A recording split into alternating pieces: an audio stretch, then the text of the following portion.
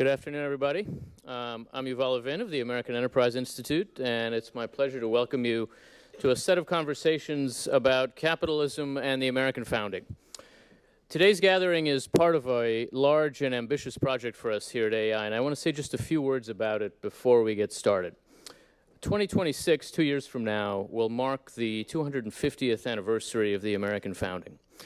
A lot of organizations are going to find ways to recognize that milestone in a variety of ways, but in thinking through what kind of distinct contribution we might be able to make in particular, we thought that we should produce something of a lasting intellectual product through a set of conferences that then will yield a set of books and educational materials beyond that explore how Americans now should understand some of the key themes and questions at issue in our country's founding.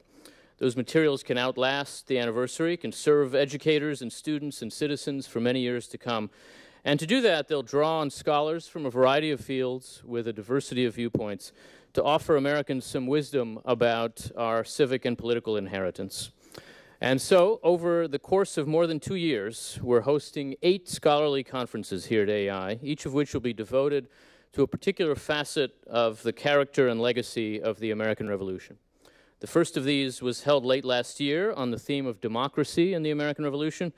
Today's is about capitalism or economics and the revolution. Future conferences will look at the founding and the revolution through the lens of religion, of law, of equality, of global affairs, and other subjects.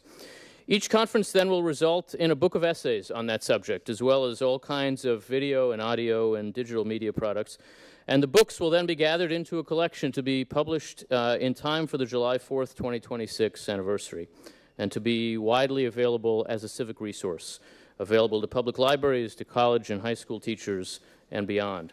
Our goal really is to create something like a 21st century literature on the founding, and to help inform and reinforce the growing movement to strengthen civic education and civic learning in America.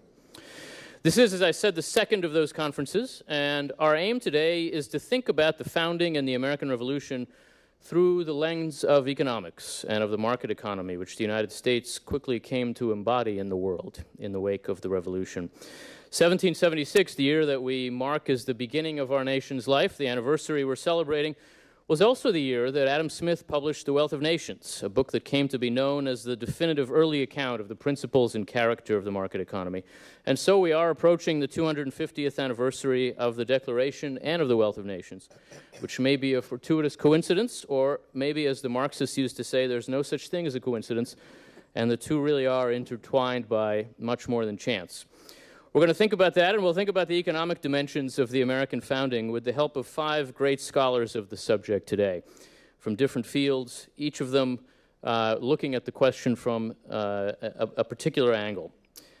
Each is producing an essay for our volume on this subject, and so we'll speak a little bit about the arguments of that piece, and then they will engage in conversation with each other and with all of you. We'll do that in 2 panels. The first will be moderated by my colleague Adam White and will feature Deirdre McCloskey, Chris DeMuth, and Richard Epstein. And the second, moderated by me, will feature Clement Fatovic and Jay Cost.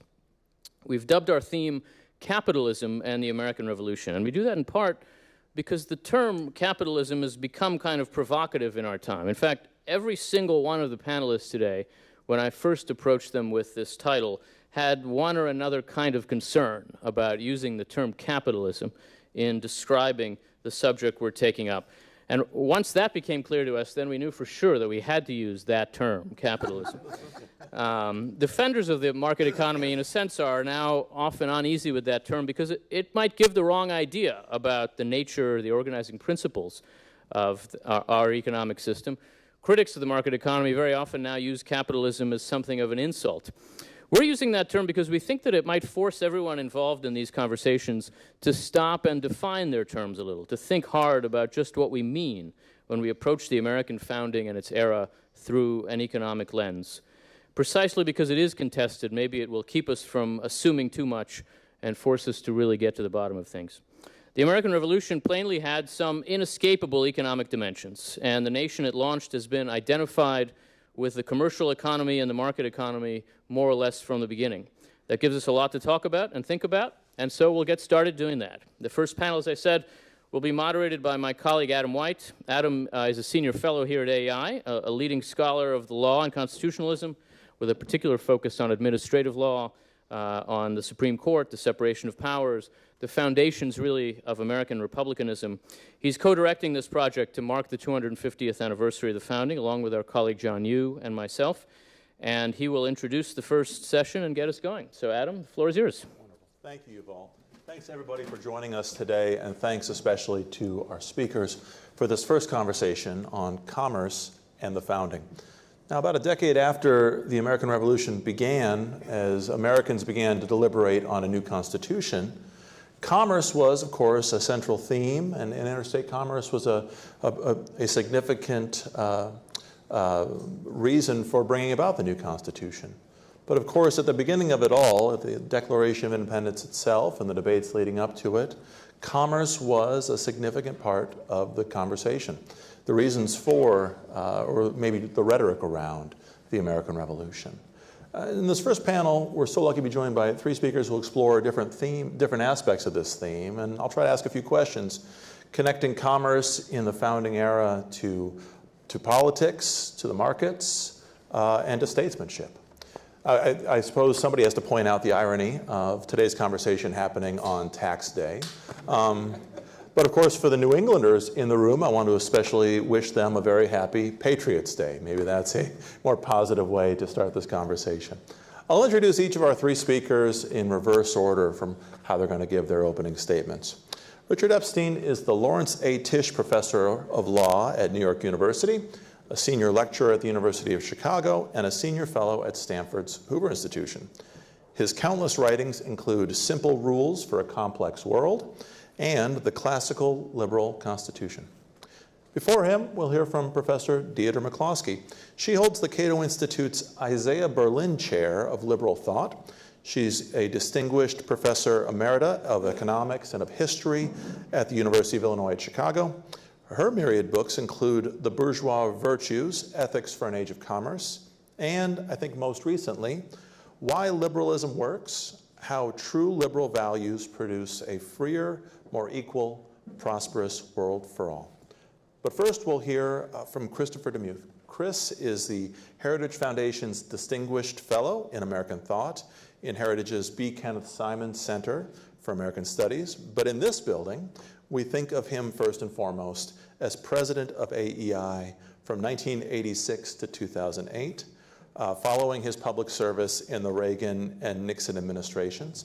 Every day on my way into the building, I turn and I see Chris, the statue of Chris, smiling at me as I walk in. Chris, it's nice to see you in person. So why don't you go first?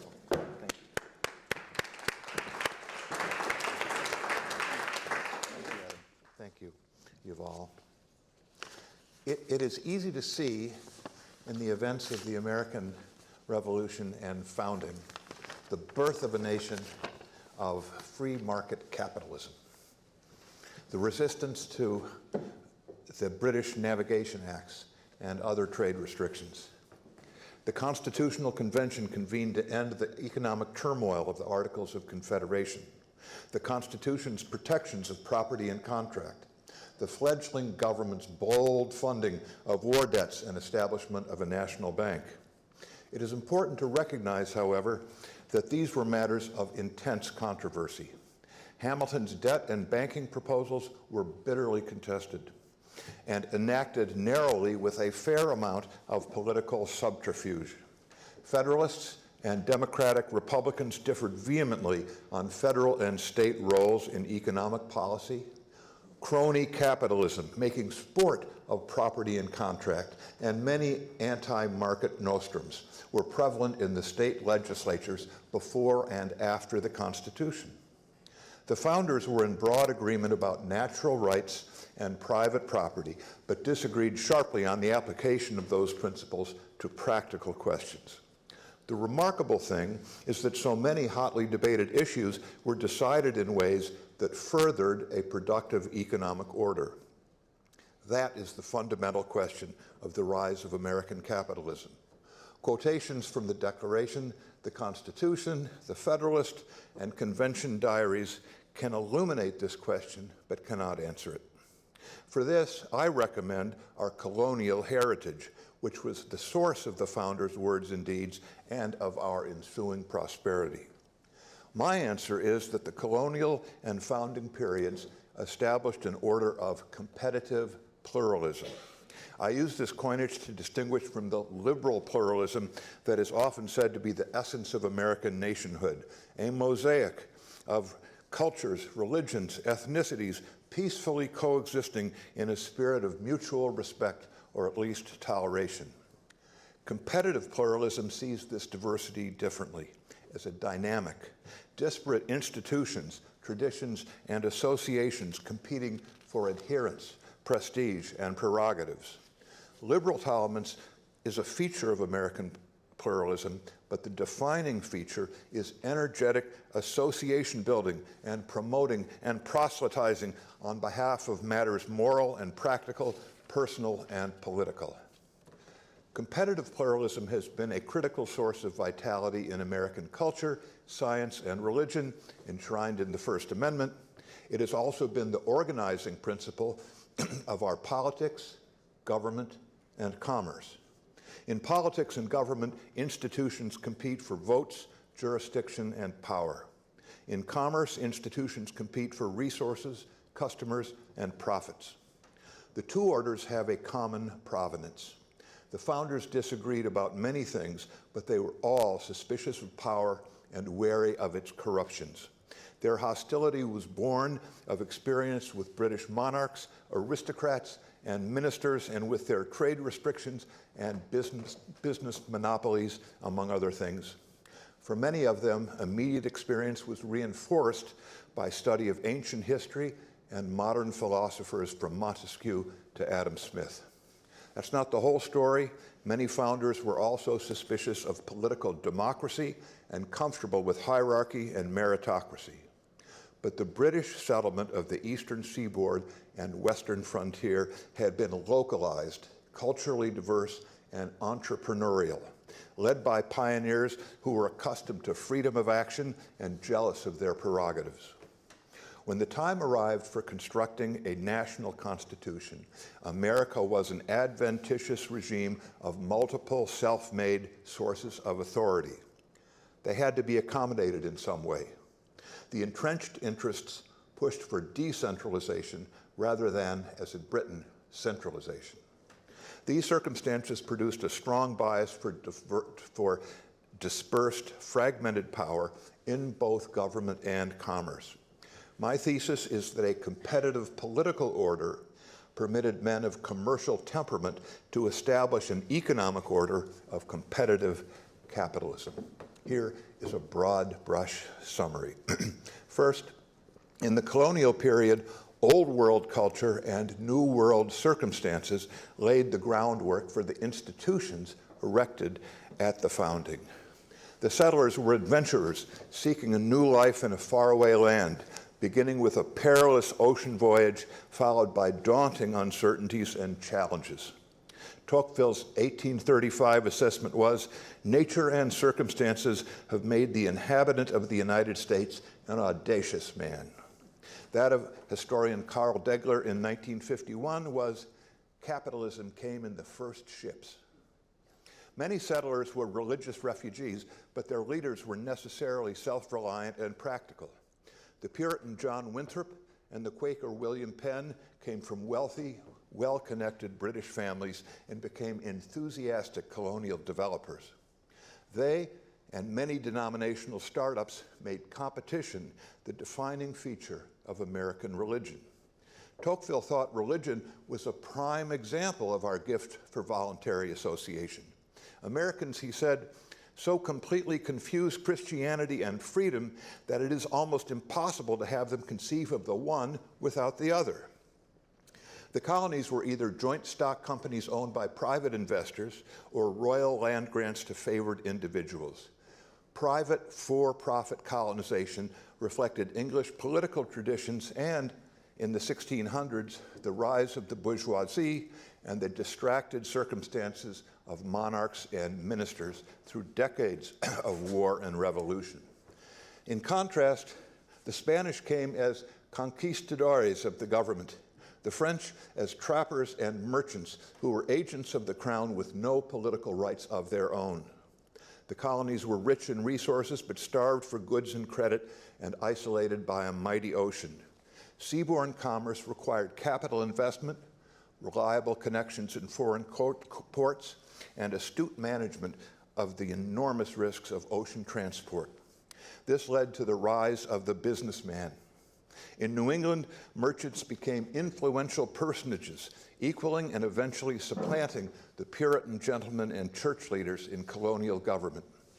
The merchants ignored the mother country's mercantilist export and shipping restrictions until London finally got its act together and clamped down after 1707, paving the way eventually to revolution. In the meantime, the merchants were facing complex commercial voyages with multiple perils. They hit on the idea of treating risk as a commodity, separate from the physical commodities being transported and subject to estimation, valuation, and market exchange. That was the capitalist invention of insurance. It led to the American conception of freedom as self-ownership. If the future could be reckoned with, rather than passively accepted as implacable fate, then the individual could take responsibility for his own life's course, including, eventually, the slaves aboard many of those ships. The colonists' most consequential innovation was converting the land from aristocratic endowment to democratic capital. The settlers made ready use of America's most abundant resource, often by squatting, which was illegal in Britain but natural and hard to police in the vast territory. In fits and starts, colonial legislatures promoted widespread land ownership and circulation through public recording of deeds and mortgages. By liberalizing creditors' remedies against debtors' land, they lowered interest rates and made land routine security for commercial investments and everyday transactions. Joseph Story would write that colonial legal reforms made land a substitute for money.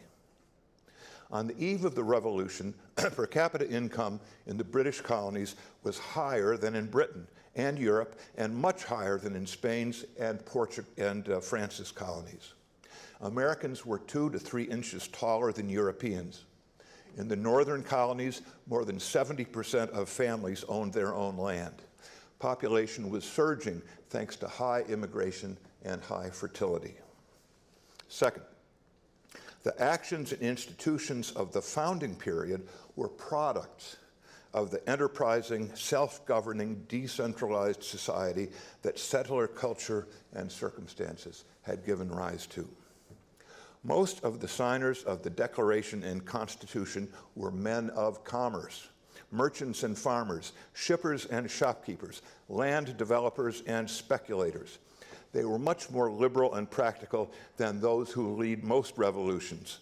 Leisured nobles and clergy, inflamed intellectuals, disgruntled military officers. In contemporary Paris, the members of the Committee on Public Safety had no experience in the world of commerce and exchange. The Constitution did not establish a policy direction for the new nation, but instead a political structure in which policy would be determined by institutional competition. Separation of powers was a Republican adaptation of British and European forms, but also drew on commercial experience. As Madison wrote in Federalist 51, the policy of supplying by opposite and rival interests the defect of better motives might be traced through the whole system of human affairs, private as well as public. I had to quote the Federalist at some point, so there it goes. Separation of powers was intended not only to police corruption, however, but also to promote division of labor in the 3 distinctive government functions. Hamilton's genius debt assumption and banking schemes were an immediate vindication of executive specialization. They would never have been adopted by a legislative government and were key to business confidence and economic growth in the new republic. Executive congressional rivalry did not by any means always produce good economic policy, but checks and balances limited the supply of policy of all kinds. Cumbersome government gave a wide berth to energy in the private executives. Strong federalism with semi-sovereign states was a colonial fait accompli to the despair of Madison, Washington, Franklin, Hamilton, and others. It turned out to be the Constitution's most important economic contrivance. States seized the leadership of national economic development and displayed great capacities for promotion and risk-taking, leading often to bankruptcy. When Jackson abolished the national bank, the state banks leapt into the breach. The course of empire was for the national government to acquire and distribute the territory, the states to build the infrastructure, and small landowners and businesses to develop the economy. The founders' accidental federalism was a regime of competition among states for citizens, businesses, and investments. Early results were the widespread abolition of primogeniture and entail, further democratizing the land, and the chartering of hundreds and then thousands of newfangled limited liability corporations that had hardly existed before. State articles of incorporation were usually for specific owners and purposes which promoted rent-seeking and corruption. Here, Indiana was the big innovator, amending its constitution in 1851 to require that, quote, all laws shall be general and of uniform application. Third, and very briefly in conclusion, beginning in the 20th century, modern technology and culture have eroded competitive pluralism in economic affairs. The national executive has acquired tremendous centralized power, and even land ownership. Having given away or sold most of the land in the 19th century, it now sequesters nearly 30% of the nation's land and more than 90% of the western states. Private enterprise and government have joined forces through highly reticulated laws, regulations, and taxes, and through many non-public arrangements and real-time mutual surveillance. Much of the contemporary criticism of American capitalism from both right and left is aimed not at capitalism per se, but rather at political capitalism, the consolidation of state coercion and private profit-seeking. Restoring institutional competition within government and between government and private enterprise is the sine qua non of improving the productivity and the reputation of American capitalism.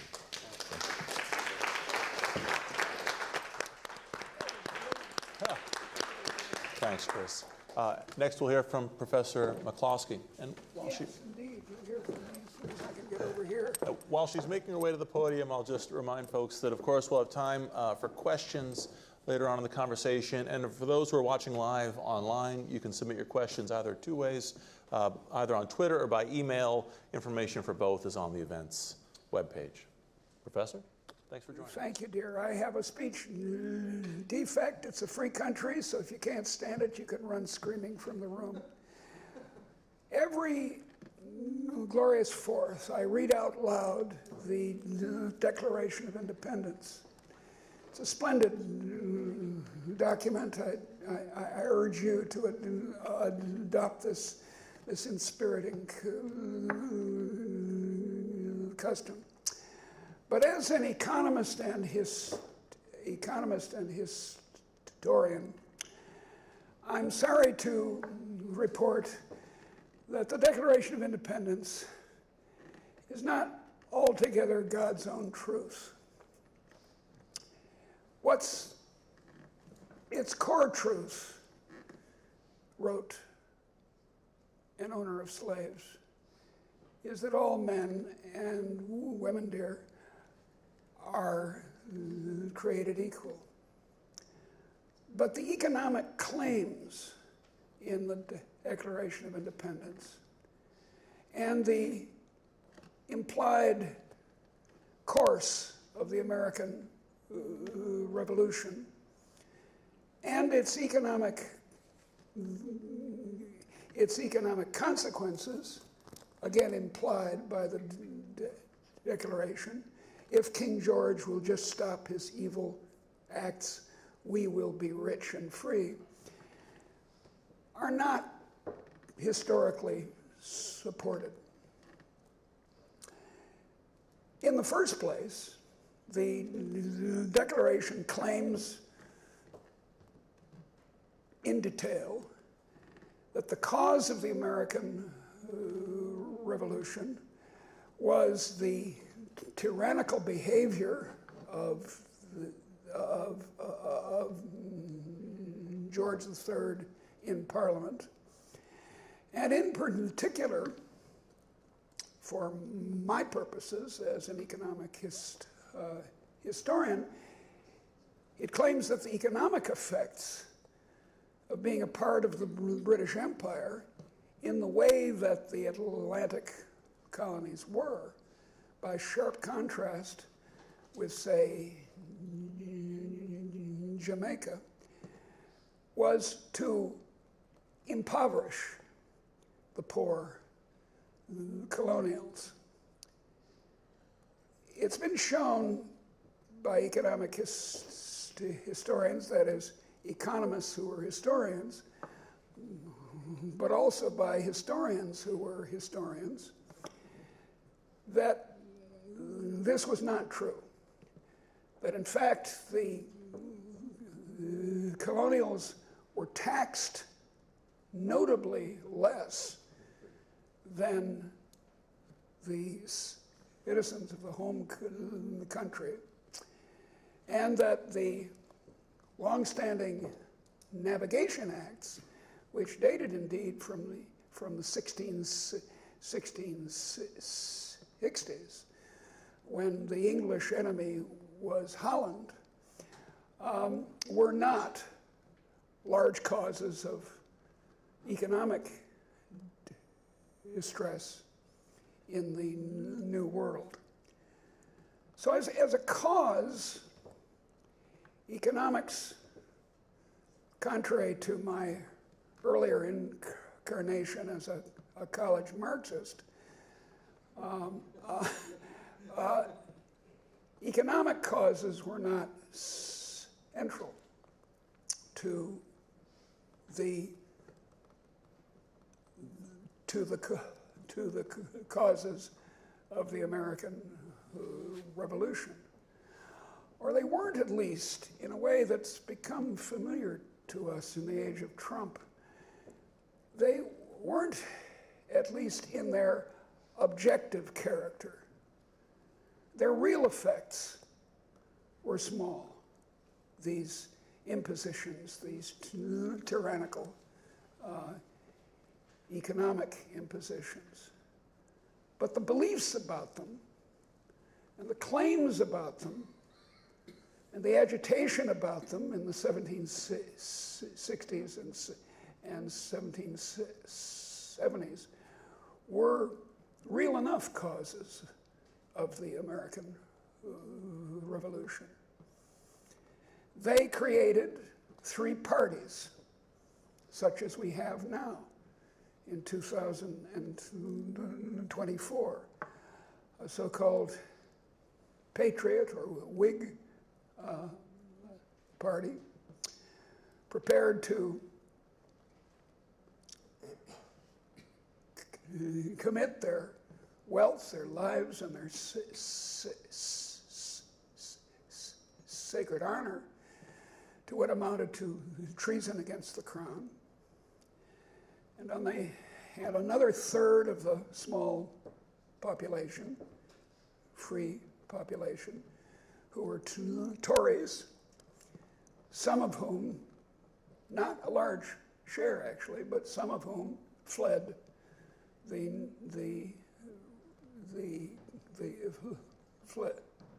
fled the country after 1783. And as is always the case, a large third in the middle. The third we've come to call independents. The purpose of the Declaration, of course, was to try to persuade the independents, to get more of them to join the Patriot cause. Now, What then was the economic effect of the war itself? It was disastrous. The war was bloodier per capita than the second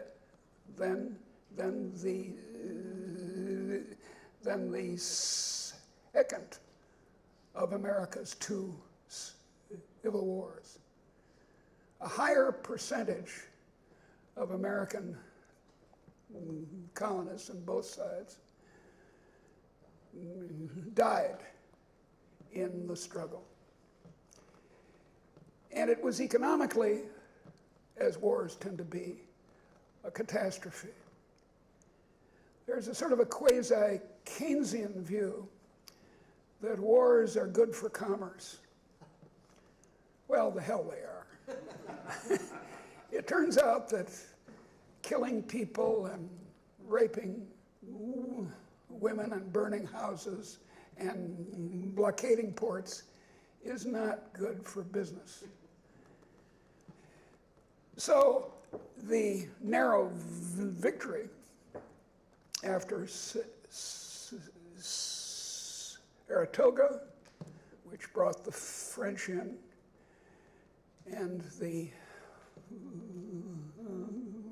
final battle, it's interesting to note that there were as many French soldiers at as that battle as Native Americans or Americans.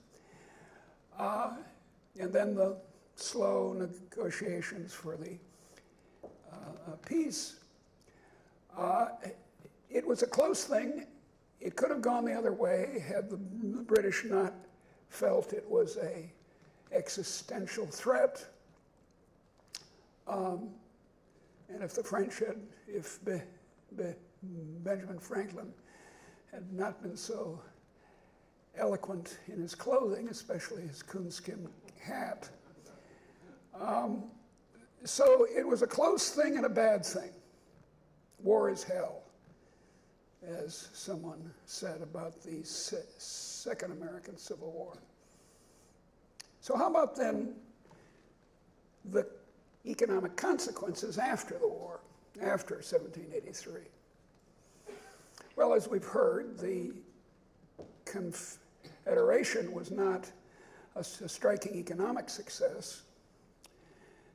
States could still erect tariff barriers among themselves, as, by the way, is still true in India now. And though there were accomplishments, economic accomplishments, one of the great accomplishments of the 1780s before our Constitution was the Northwest Ordinance, which for the enormous block of land north of the Ohio, south of Canada, east of the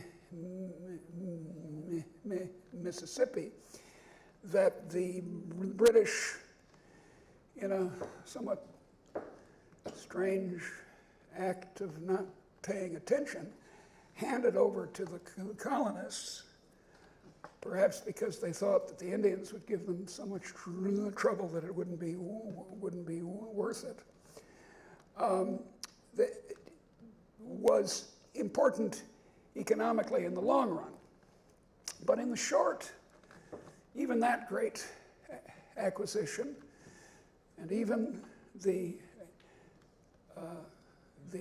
even greater acquisition of the New Orleans Purchase, and then this unpleasant business in the 1840s of stealing half of Mexico to supplement it all. That was not important in the 20, 30, even 40 years after the Declaration of Independence. That period, up to around 1800, 1810 perhaps, because after all there was another war with Britain in 1812, which had very bad effects on Washington. I don't mean George Washington, I mean this place. Had it killed it in the cradle, that would have been a good idea, but it didn't. Economic growth in the United States was zero or negative. The figures are indistinct, of course, but economic historians have concluded that it was not the case that it was a good idea to break from the empire, to be out of the British Empire, and to be indeed, in some ways, hostile to British economic affairs. It was a bad period. Colleagues of mine in economic history have argued that American economic growth, so spectacular in the 19th century, would have been much faster earlier had, well, now let's see, what's the counterfactual? Had the United States stayed in the empire? Had the revolution not happened? If we had become Canada, so to speak? Because in making these assessments, economic or political or social, you always need to consider the counterfactual. What would have been the case? What were the realistic alternatives? I think, and I think the case is quite strong economically, that staying in the empire would have been the course of wisdom. And indeed, Ben Franklin believed so until very late. He worked tirelessly in Pennsylvania and in London to try to persuade people to cool their tempers and and for both sides, the colonials and the imperium, to reach a sensible agreement. There's not much case to be made that the United States was made greatly better off than, say, Canada by being outside of the empire in such a violent way. But there is one respect, for example, the grave matter of slavery would, I think, have been solved in a much more sensible way than a great civil war if we had continued to be part of a slowly liberalizing UK. After 1833 in the British Empire, slaves were emancipated with compensation to the owners, a proposal that was made by moderate abolitionists in the United States and turned down flatly by the slave owners, among whom was our friend Thomas Jefferson. In 1685, Richard Rumbold, a radical egalitarian in England, was hanged in Edinburgh. And as he was permitted to do so under English law, he could give a speech from his scaffold, and did. And in the speech, he said, to, I'm sure, the amusement of the crowd gathered to see the entertainment, more entertaining even than C-SPAN. He said, I think that no man was born of God above another. For none comes into the world with a saddle on his back, nor any booted and spurred to ride him. Now, in the last letter that Thomas Jefferson wrote, turning down an invitation to travel to Washington to give a speech 2 weeks before he died.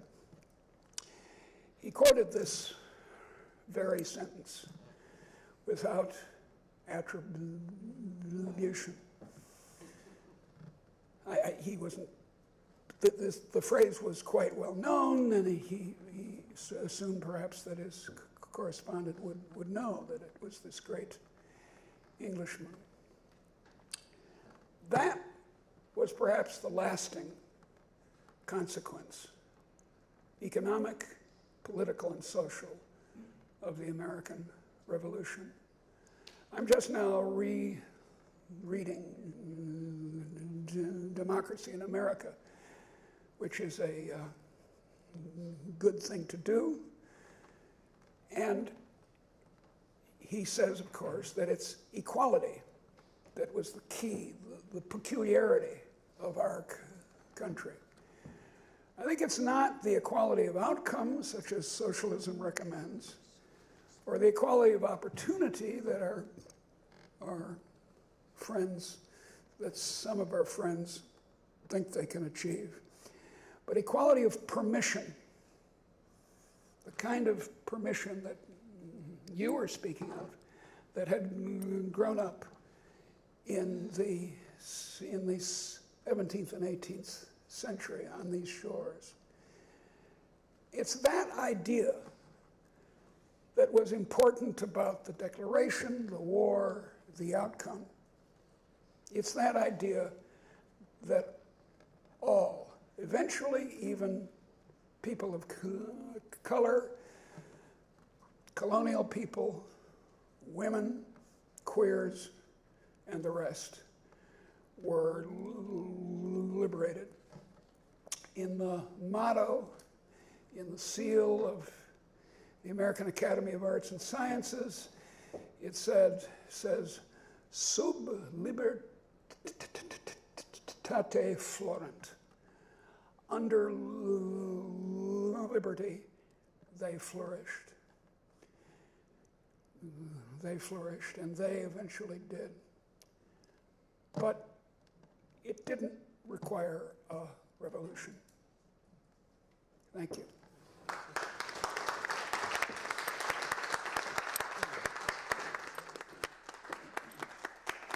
Richard? Deirdre, I'm trying to imagine in this alternate history, we'd have to rebrand this whole place. Instead of AEI, it would be the Empire Enterprise Institute.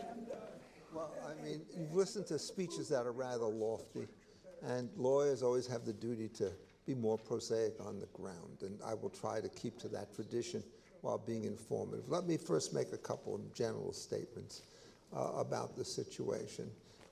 I think that there can be too much pessimism by Deirdre, too much optimism by Chris, and the question is how you find some kind of a median position.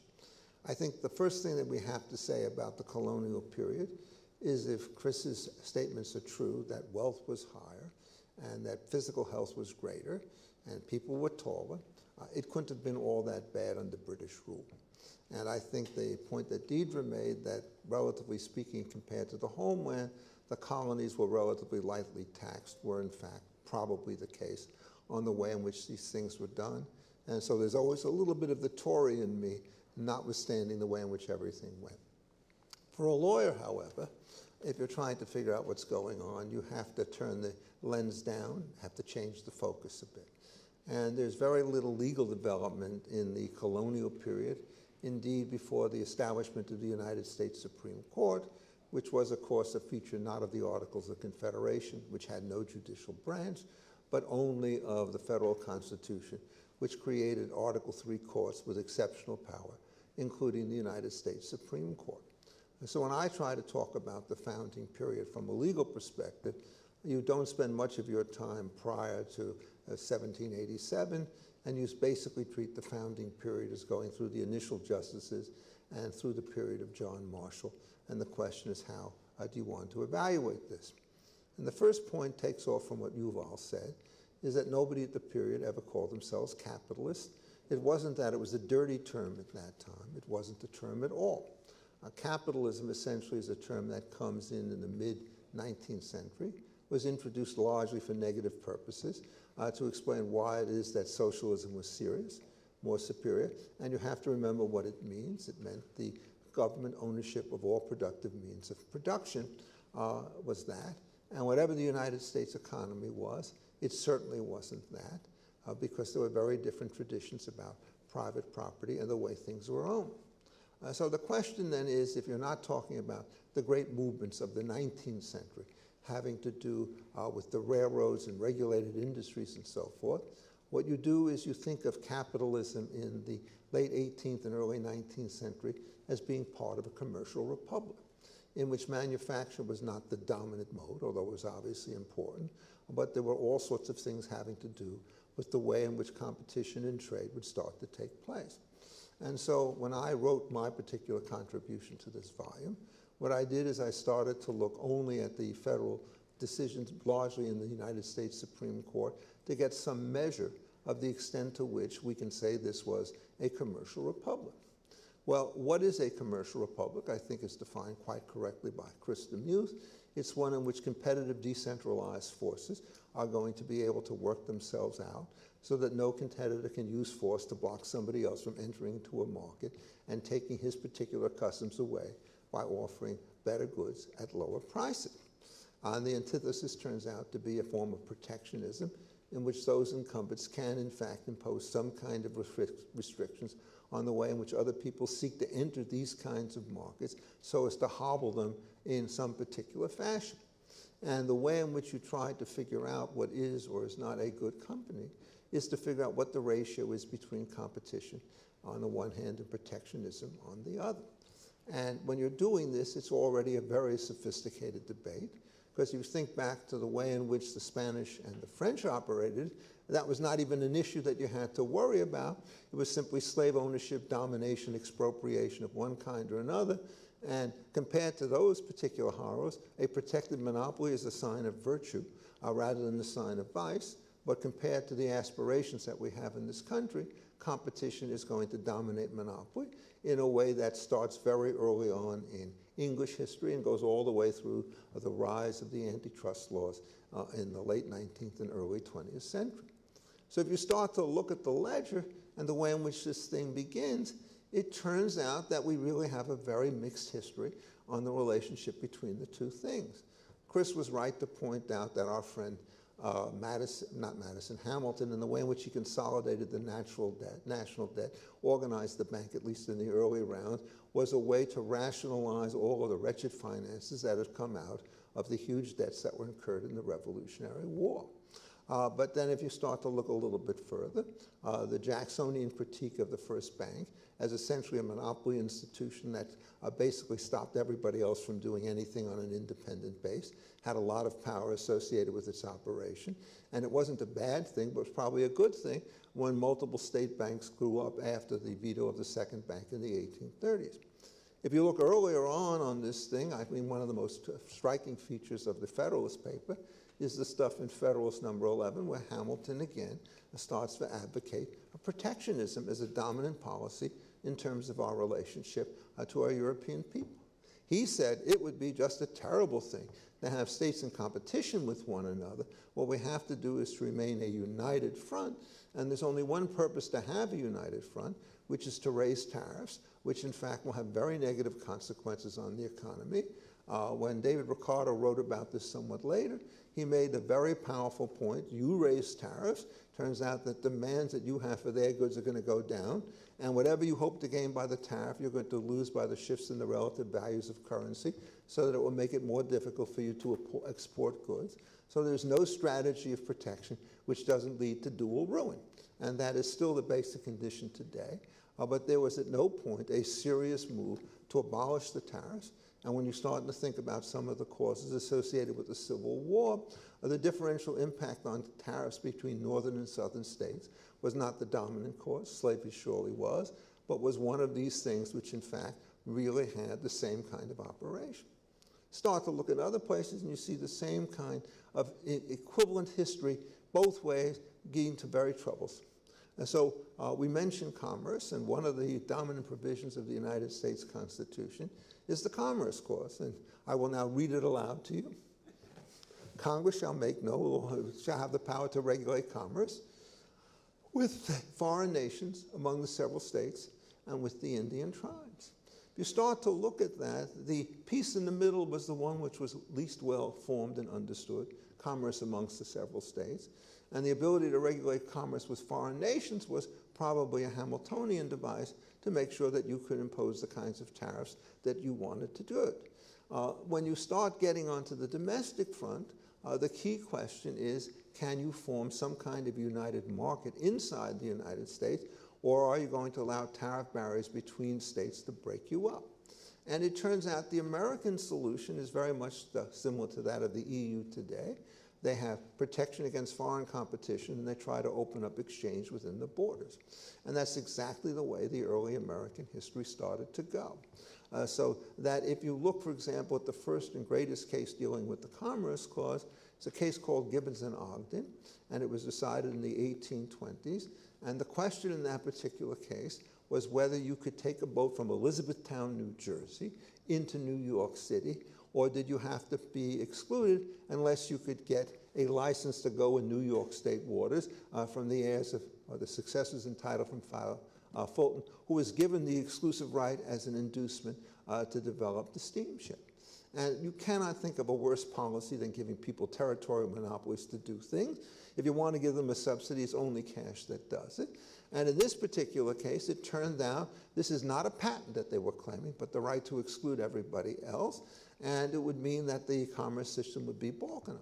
So Marshall, who's very key to that particular situation, says, when we talk about commerce, we talk about something that extends into the interior of the state by way of navigation. This is not an elaborate embellishment. This was, in fact, the live issue at that time. In an earlier case called Van Ingen in 1816, Chancellor Kent, who was one of the greatest jurors of the first half of the century, basically said the commerce power under the federal government allows them to establish toll stations at the borders and to police the ships as they go from one side of the border to the other side of the border, but cannot follow those particular ships into the interior of the state, which means there was nothing whatsoever that you can do to open these states up and prevent balkanization on these grounds. And what Marshall did is he effectively overcame that. And the great unresolved problem within that particular system was whether if you had the Commerce Clause but no particular piece of legislation, is the mere existence of federal power sufficient to prevent the states from doing all sorts of terrible things? And I think in the end, that position essentially did take place. And so as you fast forward, it turns out the Dormant Commerce Clause was the strongest source of competitiveness between states in a world in which Congress, which was supposed to do something about this, never did anything about it at all, so that essentially this solution carried the day and created competition. But the statute itself was a chameleon, as was the situation with respect to Gibbons and Ogden, because there's still the coastal trade. And one of the things that Marshall said in this case is the United States could control the coastal trade, which means that it can now impose at the federal level various kinds of monopolies on the kinds of ships that can travel in this. And if you start to think of, well, what's a modern illustration of that? It's the Jones Act, which essentially says that boats in the United States have to have U.S. licenses in order to essentially engage in commerce. So what you do is you see the same opinion having a very strong set of impulses associated with protection of competition and at the same time imposing a kind of protectionist lead that puts people on the other side. And this was essentially the way in which virtually every major doctrine started to work. So to give you another kind of example with respect to this, what are we supposed to do with the Contracts Clause? Contract shall make no state shall make any law impairing the obligation of contract. It's very Delphic, and it has some very good uses, and it turns out it also had some very bad uses in terms of the way in which it ran.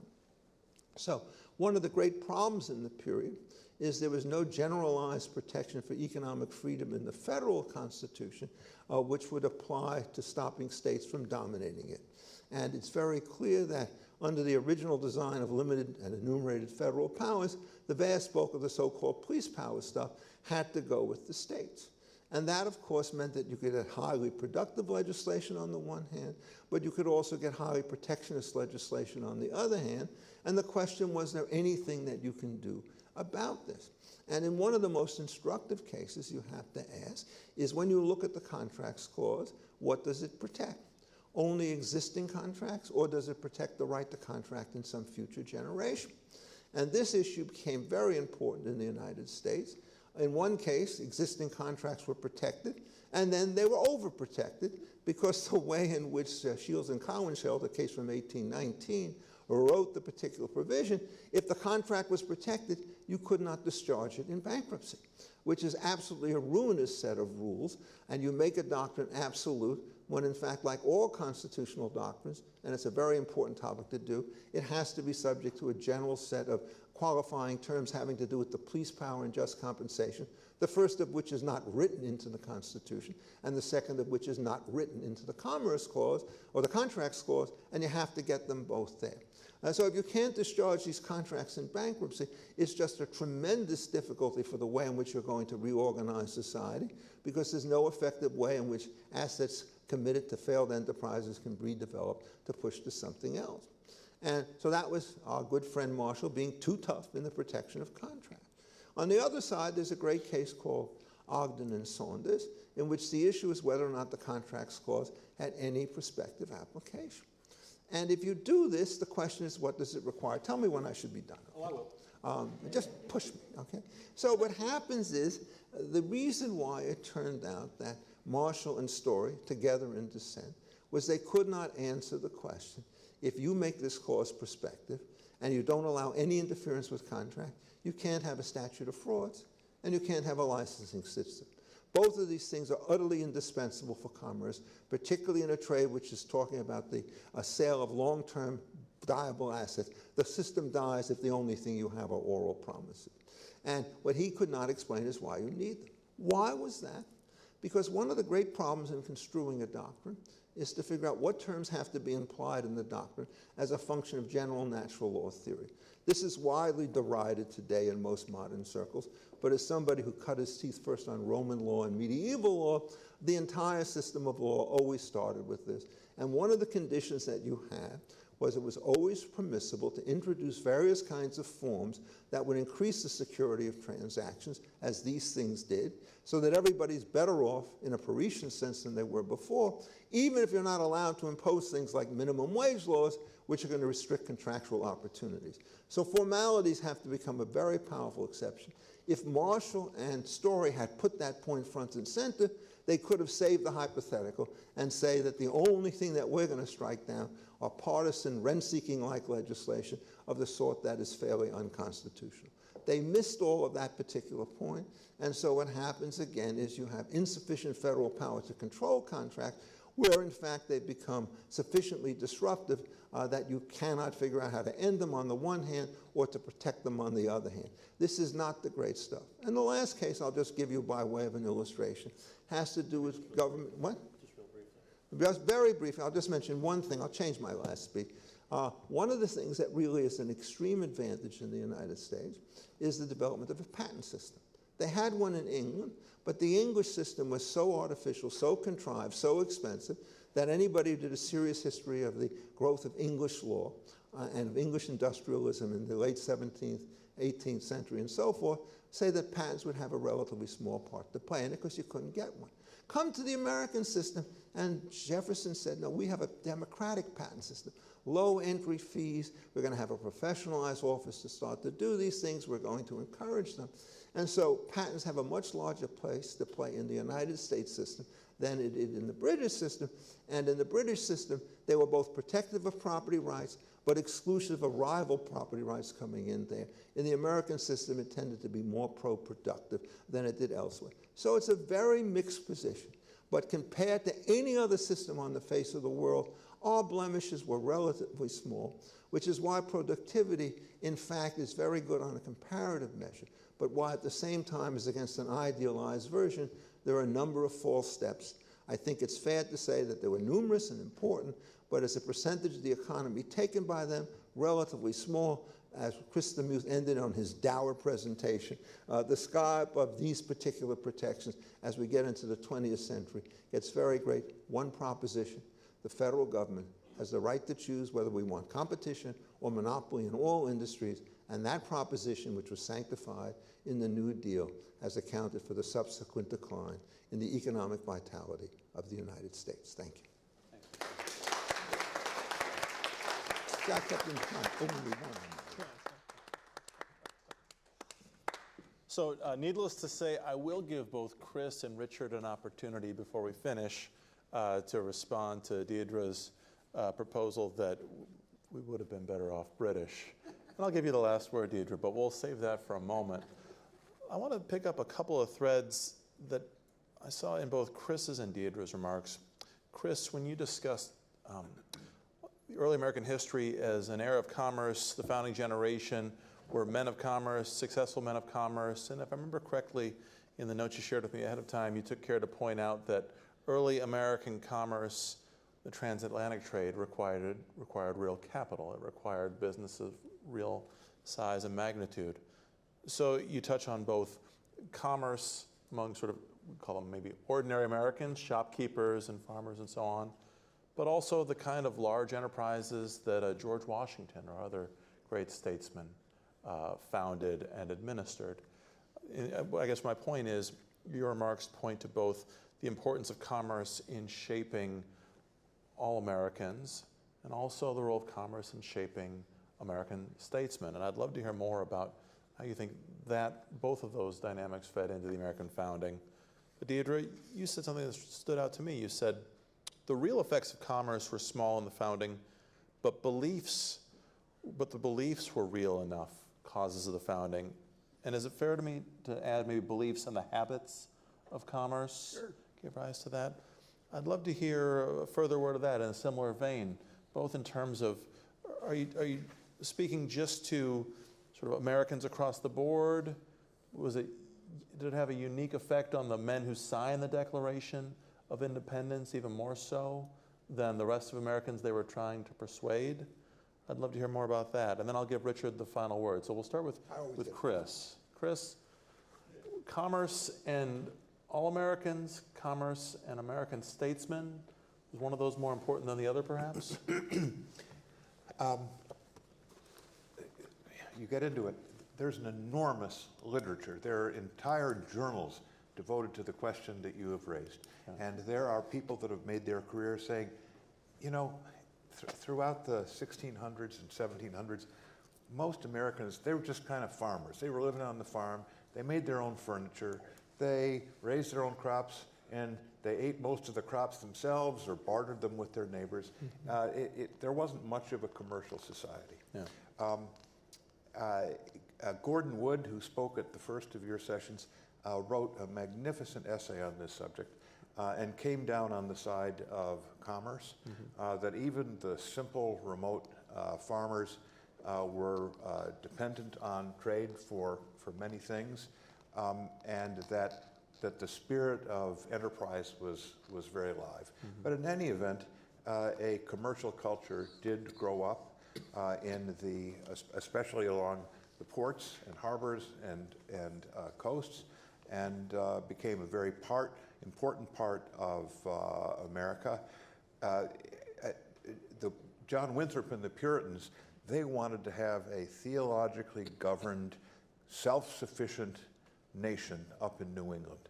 And very early on, they invested in some iron ore manufacturing facilities, complete disaster. And it was clear very early on in the 1600s that America was going to be an extractive and agricultural society. So there are going to be many people involved in the economy who are not people of commerce, but they depended on people of commerce because so much that they required had to come from abroad. And those people of commerce ended up, as in many societies, important political figures. They rose up in government. When the Revolution came along, Henry Knox, he's a bookseller. And so he kind of goes into logistics, and he turns out he's really, really good at it. And you have lots and lots of practical people, many of them very small businessmen, that form an army and a founding generation that is quite unique. So I'm glad you settled on that word, practical. That's the word I was looking for. Because on the one hand, we can think of the founding era, the spirit of enterprise, the spirit of liberty, maybe getting the founding generation a little bit too unrealistic about what they might achieve or what they're entitled to. But I think it's the practical side of things, that these were not just successful men of commerce, but practical men of commerce that perhaps made them uniquely well suited to found a country, to win a revolution. What was was it the revolution of sober expectations 50 years ago, the essay out of AEI? Maybe their commercial experience made them uniquely well suited for this. But let me give Deirdre a chance to step in. I think that your question to Chris and his answer are very similar, have a theme in common, that ideas matter, and that if the Cato Institute or the AEI have any point, it's to encourage the growth of ideas. George Will's, I think it's his last book, I'm not sure, was called Conservatism or something like that. And he speaks in favor of the force of ideas in history. Institutions matter. It mattered that the South had slavery and the North eventually, although it was well after the Revolution that it was completed, did not have slavery. So it's this commercial idea. That's why I think that Adam Smith is so important. He wrote The Wealth of Nations, one of two great books. The other one you also ought to read. That's right. Was published a few months before the Declaration of Independence, and in the long run, it may have mattered more than the Declaration of Independence, because the polite and commercial people, as Blackstone called the British in the 18th century, had their more radical American version. It was impossible to run a centralized empire with any socialist ambitions in the 18th century because it was too far away. So we grew up with equality of permission. And in commerce especially, one further historical point, there is a tradition, a strong belief by my friends on the left, historians on the left, that indeed these embattled farmers who shot who fired the shot heard around the world were operating in closed corporate communities, that they weren't really capitalists. And this is a strong theme in American history on the left, and it's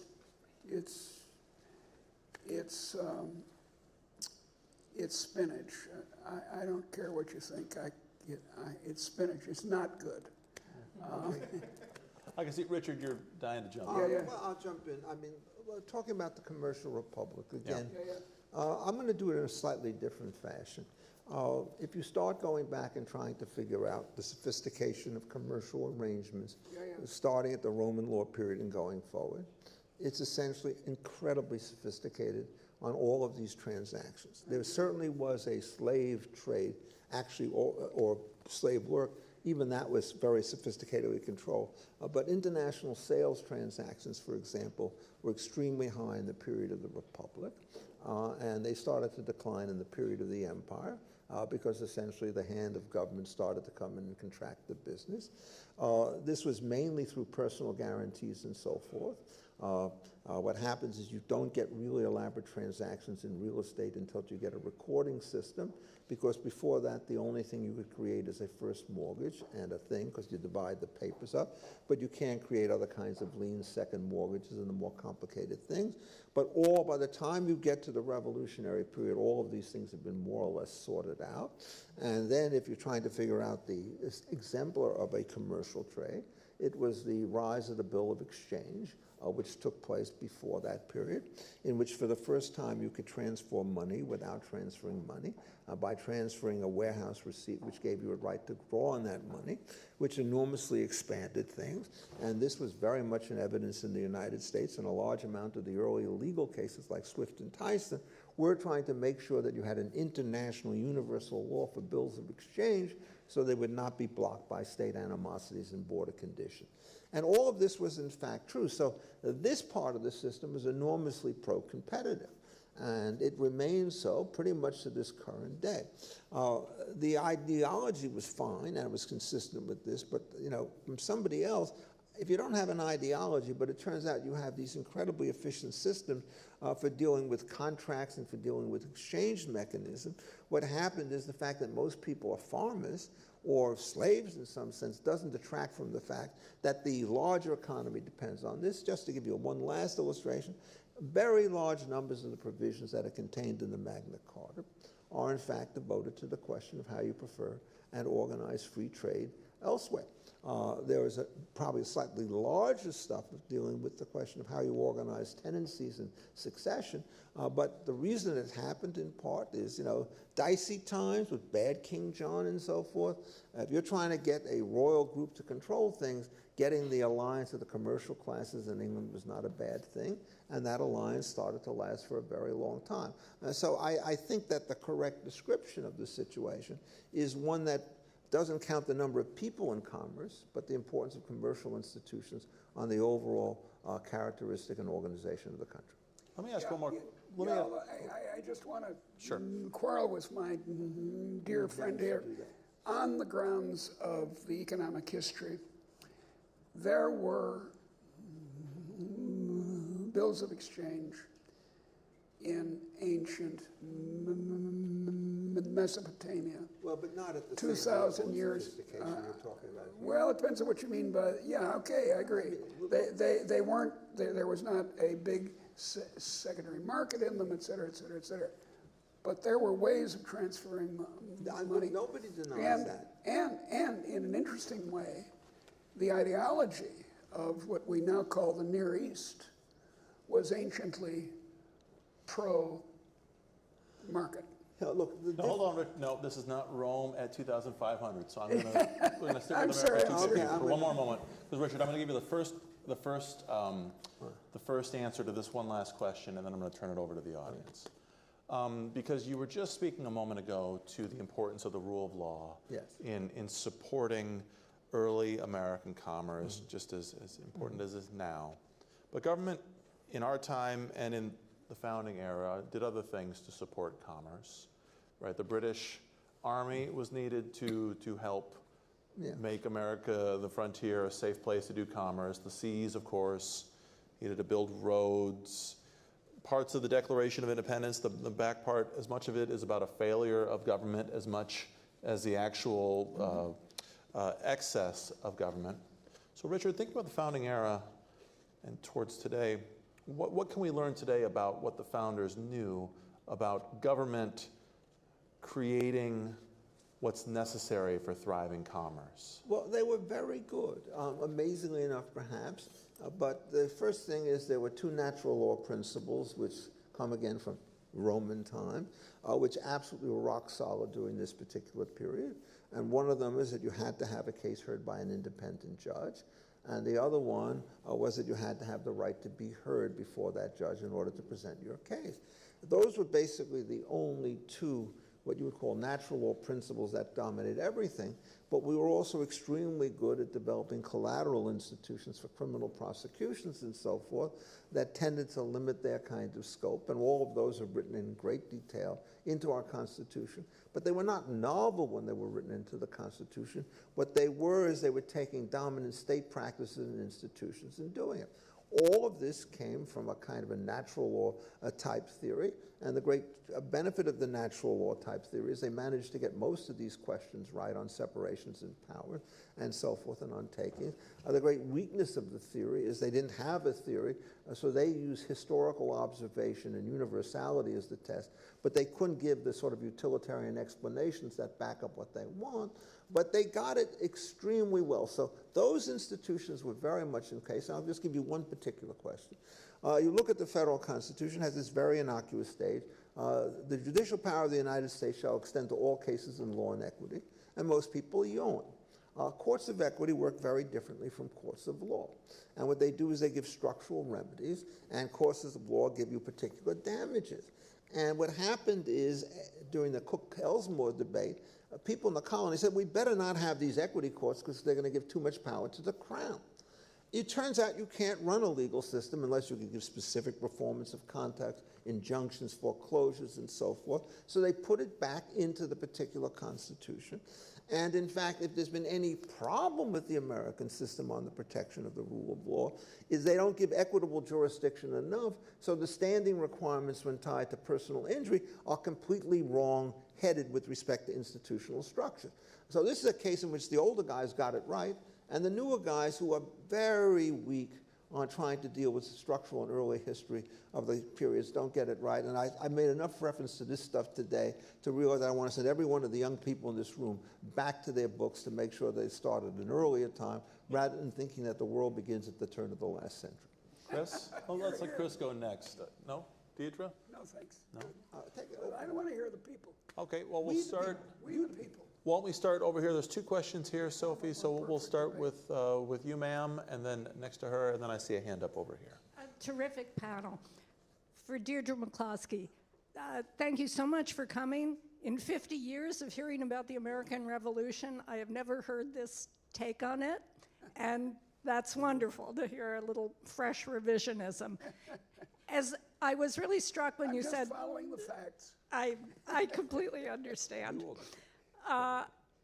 When you said the Declaration of Independence was written to present the case in the most idealistic terms and thereby recruit people to the cause, it made it sound a little bit, all right, so here's another piece of propaganda, very much like the propaganda that is around in all wars. But as I understand, you are not claiming that these people were not legitimate idealists, were you? No. Now, anybody can get wrong what the economic consequences are going to be. God knows the socialists have. Yeah, that's exactly right. They were idealists. They were idealists, there's no question about it. They were driven by ideas. Ideas matter more in history, well, not more, that's kind of a meaningless statement, but they're very powerful in history and in politics. I'm a student of ancient rhetoric, Greek, Roman, and I don't use the word to mean bad speech that I don't like. I use it to mean, as Aristotle said, all the available means of unforced persuasion. And one of the things that I've noticed, and I wonder if you as a closer student of these matters agree with me, that the Patriots were much better rhetoricians than the Tories. Hands down. It seems to me they were. It's not necessarily because they had the best case, although maybe they did, maybe not. But their pens were better. You don't get much better than. Exactly. Yeah, Tom Jefferson, they call him. At the University of Virginia, they still call him Mr. Jefferson. Not anymore. But he, you know, he had a fluent pen. I do have to ask, maybe this is the right time, I would love to hear Richard or Chris's reactions to Deirdre's main point or final conclusion that at least with respect to commerce, and please, if I'm misstating this, Deirdre, you can put it better, but that America commercially would have performed better if we had stayed part of the empire. Well, look, I mean, she's not the only one. My colleague John Langbind is a very devoted Tory on some of these issues. So it's not a Tory. No. Well, I mean, in the sense of staying with the Union. The argument is the presumption is always against war because of its massive disruption. Yeah. And then the question is, what's the grievance that you start to have? And there's at least some of the grievances that were kind of right about taxation without representation, but they were overstated, and the taxes that they talked about were much less intrusive than many other taxes that were put into place. And in fact, the reason why the federalism model of the United States worked is that the dominant English impulse, with these couple of exceptions, was to use a federalist model in which the colonies governed themselves, and what England did was provide protection against external sources and then allow them to work amongst themselves. And the reason why the Constitution worked is they just substituted the federal government, the head, for the British crown. And what they then did is they altered such thing as who is the king, the commander-in-chief? Yes, in the United States, but in a very different sense. So there was much more continuity with English institutions and Roman institutions. Why do you call these guys senators, right? It's not because they come from Hackensack. It's because that was the Roman term for deciding the superior class, and they just carried it over with exactly the same thing. Where do you get the term republicanism? Res publica, things of the public matter, which the way they did it, and res privatum, jus privatum. The Romans had that right. By the time you get to modern American stuff, it gets lost. And so forth, because nobody attends to the same decisions that they did. So it was the importation of stable institutions from both Britain and from Rome which allowed the transition on constitutional level to work much better than you might have expected if you try to do a Brave New World experiment. You want to figure out how to kill a country, ask Ronald Dworkin to put it together, right? He'll find some clamshell somewhere, and we'll be able to create a state by having people bargain with them. No. Chris? I don't think that they fought the revolution because they thought they would get richer. I think they fought the revolution because they wanted to govern themselves. Yeah. And it's a separate question. Yeah. If we could prove to the Ukrainians today that they'd be much better staying in Russia. You know, they're the breadbasket. They don't have all these trade restrictions, and it'd be wonderful. I don't think that'd change any minds. So as to the counterfactual, I think the best comparison we have is Canada, and there's a young Canadian-American economist at GWU, James Galuso, I don't know if you know him, who's done some very good work on this, and I'll summarize it in 2 points. Okay. Canada has always been poorer. It's one of the richest nations on earth, but it's never been as rich as the United States. Okay, never. However, if you back out Quebec with the French culture, the difference disappears. It doesn't disappear. It gets a lot smaller. And there are actually times in the late 19th century when Canada looks like living standards were actually higher than in the United States. Yeah. So if we look at the British traditions, that's true. However, things have actually reversed themselves in the last 80 years because American federalism turns out to be much stronger in terms of protecting economic liberties and competitive enterprise. Their federalist structure is not as strong as ours, and the result is we complain about the welfare state and overregulation, and you know, I spend a lot of my time on that. It's not as bad as it is in Canada, so they've actually been losing ground for about the past 30 or 40 years. Those are the facts as I understand. Go ahead, Richard. Yeah, look, I spent a lot of time years ago in New Zealand with the greatest academic political entrepreneur on earth, a man named Roger Kerr. Okay. And if you start looking at that, New Zealand was probably the second richest country in the world around 1900. and then they got taken over by the socialists. So by 1986, before Roger Douglas came in, what Britain did is it subsidized every car at a loss and blocked every import. And what Roger did, Roger Douglas, he said, I used to be a labor guy, but I'm not giving any support for foreign exports. I'm not putting any tariffs on imports. And the country which was brain dead started to revive. And then we had some internal reforms on this. I worked on the labor reforms. I'm just going to give you the numbers, all right? New Zealand's a country of about 5 million people, 60% unionized. What we did is we weakened unions by 80% but didn't destroy them. Within 3 years, there were 600,000 new jobs. And the wages started, they went down a bit as the monopoly power was where, and then with productivity it went up. So you came back to England in 1995 after 1990, it was a huge transformation. People underestimate the importance of freedom in terms of welfare. And that's a perfect example of the way in which this thing happened. You want to talk about what's the source of the decline in England? You had to take one statute, what would it be? Trade Disputes Act of 1906. Because what it did is it cartelized in the worst possible way union power, and it was that issue which essentially led to a breakdown in the country and the rise of Margaret Thatcher, and she could never completely repair the damage. Yeah. Deirdre, I have to ask about this, and I guess we're running out of time quickly, but I have to ask, doesn't your counterfactual is one in which either Americans never declared and defended their independence, or I suppose they declared it and then lost. And surely the history that would have followed from that would have been profoundly different in terms of the American spirit, the kind of Americans, the kind of people that would have come to a place like America. It's hard for me to imagine this. No, I don't think so. I think the ancestors of most of the people in this room came to the United States for economic reasons, and they would have yours, mine, yours. Come on. And I think, look, the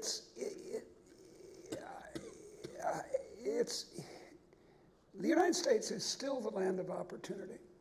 For all our screw-ups and over-regulation and so on, that's what the immigrants say.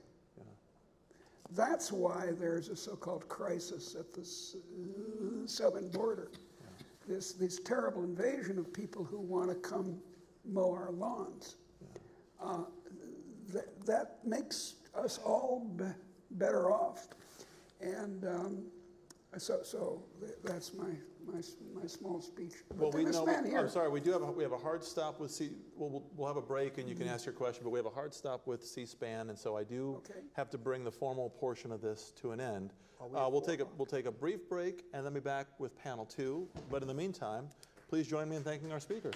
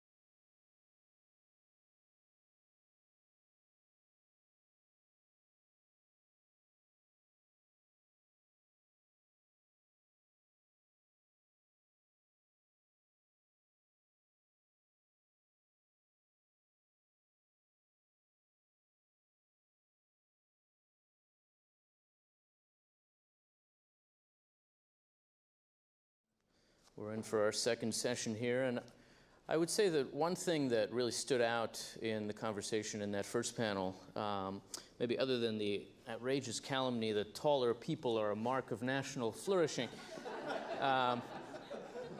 was the sense that, that Deirdre McCloskey in particular brought out, that there's a distinction between how the economy is structured and how people think about the economy, and how they understand it in relation to their place in their society and to the legitimacy of their society. It's a set of issues that we're really going to get into in this conversation, in this session. We're going to follow a similar format to the first. We'll hear from each of our two panelists and then enter into a conversation here and then bring all of you into that conversation. Let me start off by just telling you a little bit about the two of them. Right next to me here, Clement Fatovic is a professor of political and international relations at Florida International University. He's a scholar in a sense of the development of liberalism and constitutionalism, especially in the 17th and 18th centuries, and particularly with an eye to the era of the American founding. He's done some very important work on the limits of executive power and emergency power, which I know has a lot of fans here at AI.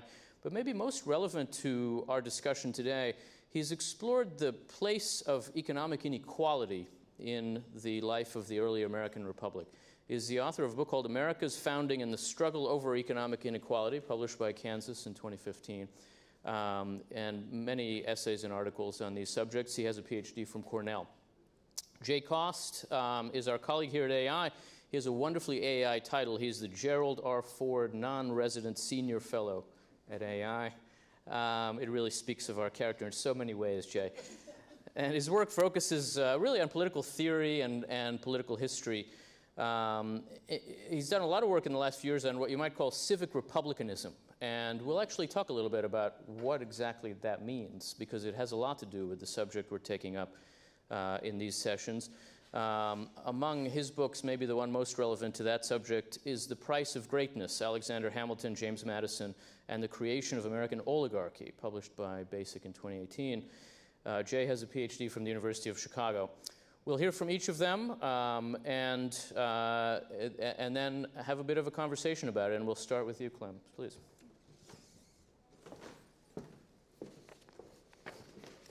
Anyway, thank you very much for that very kind introduction. And also thank you very much for inviting me to this very important project. I'm really thrilled to be here to address everyone.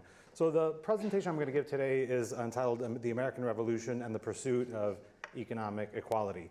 What I'll do first is say a few words about the revolution, the senses in which the revolution was understood at the time. And I'll spend most of my time talking about material conditions in the American colonies before the revolution. And then I'll close out with some comments about some of the ways that the revolutionaries tackled the problem of economic inequality.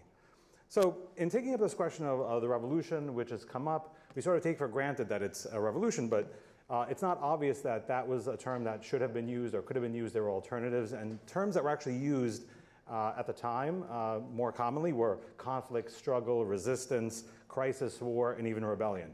The term revolution itself was seldom used during the first few years of the conflict. It wasn't even suggested as a framework by Thomas Paine in Common Sense. It wasn't a term that appeared in the Declaration of Independence. Again, returning to Thomas Paine, in the first 12 issues of his American Crisis series, the word doesn't appear.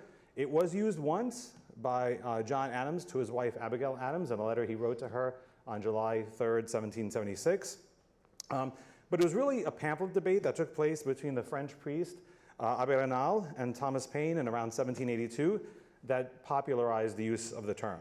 So Abbé Raynal used the term the Revolution of America in the title of his work to denounce what he describes as the upheavals taking place. And he described them as being unjustified by any sort of wrongs suffered by Americans. Paine, who rebutted Raynal's claims as misguided and misinformed, adapted the term to describe the struggle for independence. Now, of course, identifying the use of a term is one thing. Defining or agreeing on its meaning is quite another. So without a doubt, the revolution was understood first and foremost as a political revolution in the senses that was described earlier during the Q&A in the previous session, in the sense that the Americans severed their ties with Great Britain and they shrugged off dependence on and allegiance to a distant monarchy. But if it were only a political revolution involving a change in the form of government or objects of allegiance, then the word independence probably would have sufficed. In opting for the term revolution, Americans were indicating that something far more profound, something different was transpiring. And what I'd like to suggest here is that the American Revolution was also a social revolution, an upheaval in the social order at home. So again, taking up Thomas Paine's challenge in Common Sense to, quote, begin the world over again, Americans didn't just seek to make themselves independent of Great Britain, they also set out to remake their societies. When Paine wrote his final entry in the American Crisis series in 1783, he used the term revolution now to describe the American struggle for independence as, quote, the greatest and completest revolution the world ever knew, gloriously and happily accomplished. By the time Americans settled on the word, or the term, American Revolution, to define the changes taking place, they'd not only renounced domination by elites in Great Britain, they had also begun to question the legitimacy of domination by elites at home, whether that domination was political or social. So my central claim here today is that the American Revolution grew out of, accelerated, and also expanded trends toward equality that had been underway for decades, and also inaugurated new ones, including trends toward economic equality, at least among white men. So again, here I'm only going to focus on this particular dimension of the pursuit of equality. Obviously, it would take a long time before equality for women or blacks would be achieved, but my point is that some of these struggles begin in this period. So contrary to those who have argued that the American Revolution is fundamentally different from the French Revolution because Americans avoided what the political theorist Hannah Arendt called the social question, I suggest the story of the American Revolution also involved a transformation in the social order, including attempts to weaken the links between class and power. Both the political and the social dimensions of the revolution were linked by a concern over equality, including economic equality, which was seen, especially in Republican thought, as a precondition for the very possibility of political independence and the exercise of freedom. And what I'd like to suggest is that the struggle for independence was not the beginning of these concerns. And so what I'm going to do in the first part of this talk now is talk about some of the material conditions and economic developments that took place in the first half of the 18th century, because these really sort of set the stage for what happens in the revolution. And it's during this period that American colonists begin to have an experience of equality that allows them to think about equality in new ways. And so what scholars have described as the market revolution and other socioeconomic developments that occurred during the middle of the 18th century had a transformative effect on the political ideas and values of the colonists. The decades before the revolution were a period of great transition that altered the behaviors, attitudes, values, and thinking of individuals throughout the colonies, helping to chip away at established notions of rank and status, including the long-standing and widely held notion that each person had an assigned place in the social order. This is not to say that any, let alone all, hierarchies were repudiated across the board, but the profound economic changes that had taken place in these decades had the effect of unsettling and questioning traditional norms and roles, including those associated with deference towards one's supposed social betters. At the start of the century, many consumer products, especially those imported from Great Britain, here think about fashionable clothing worn by both men and women, fine household goods such as tea service sets, right, were generally off limits to ordinary colonists. Not only were these items generally prohibitively expensive to those in the lower orders, but there were also customs and mores that discouraged colonists from these classes from even contemplating them as possibilities. And again, if you think about tea sets, at the time, say looking at 1700 in the first few decades, almost no one owned these things except for those who were in the gentry. By the time you get to the revolution, this would all change. The market revolution that took place in the middle of the century, right, transformed consumer preferences and consumption patterns, and along with them transformed ideas about what was possible and desirable. So of course, none of this is to deny the fact that capitalism of the 18th century British imperial world would allow a few to amass enormous fortunes off the backs of exploited laborers, whether free, indentured, or slave. Nor is it to deny the fact that those without means would experience deep frustrations and disappointments. But the important point is that material changes were destabilizing social relations in ways that would contribute to a more complete re-examination of established hierarchies and systems of domination and subordination once resistance to British policies finally got underway in the 1760s. The range of increasingly affordable consumer goods that were formerly available only to those in the upper classes would be advertised and sold to individuals of all classes, helping to instill a sense of consumer choice that made it possible for more and more colonists to imagine the possibility of freedom and equality. Not only was there an absence of legal restrictions on buying and selling what may have initially been intended only for those in the upper classes, but retailers actually began advertising to consumers at the lower orders as the price of these items dropped. In fact, some shop owners often produced advertisements in newspapers boasting that they would treat everyone equally. The effect was to disentangle some of the threads that had traditionally connected status and class in the colonies. And these changes in everyday economic life for ordinary colonists, from how they worked to how they consumed, demonstrated to colonists that social structures were fluid and adaptable, not fixed and immutable.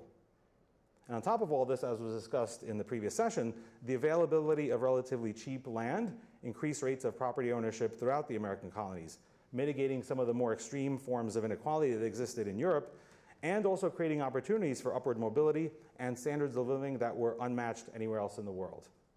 And if you look at some of the boasts that Americans made and also some visitors, they would often make these claims that these changes, these conditions, led to a complete absence of class distinctions in America. Even though these claims were mistaken, they're still significant, if only because they show that class differences were already being viewed in a negative light before the revolution.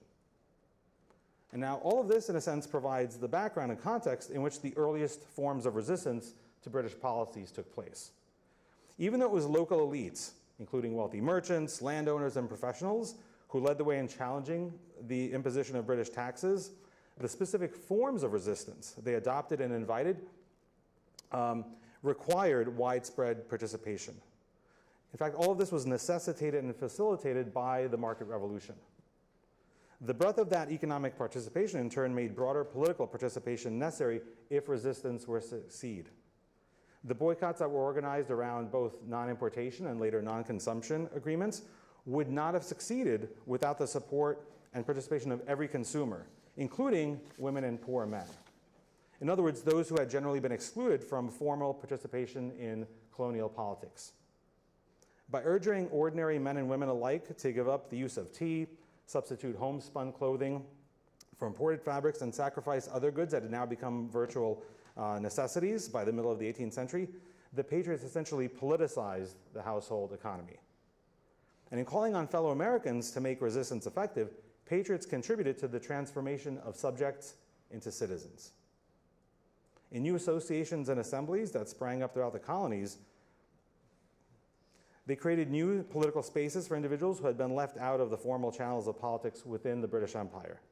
Once poor men and women were called upon to participate in the boycotts, they found new opportunities to engage in politics by signing petition, affixing their names to resolutions, subscribing to covenants, and raising supplies for the military.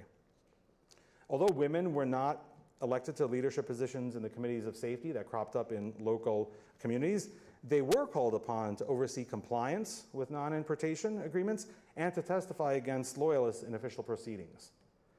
And what's most significant about the democratization of politics inside and outside formal arenas in this period is that many of those who had formerly been excluded now use their voices to call for greater equality.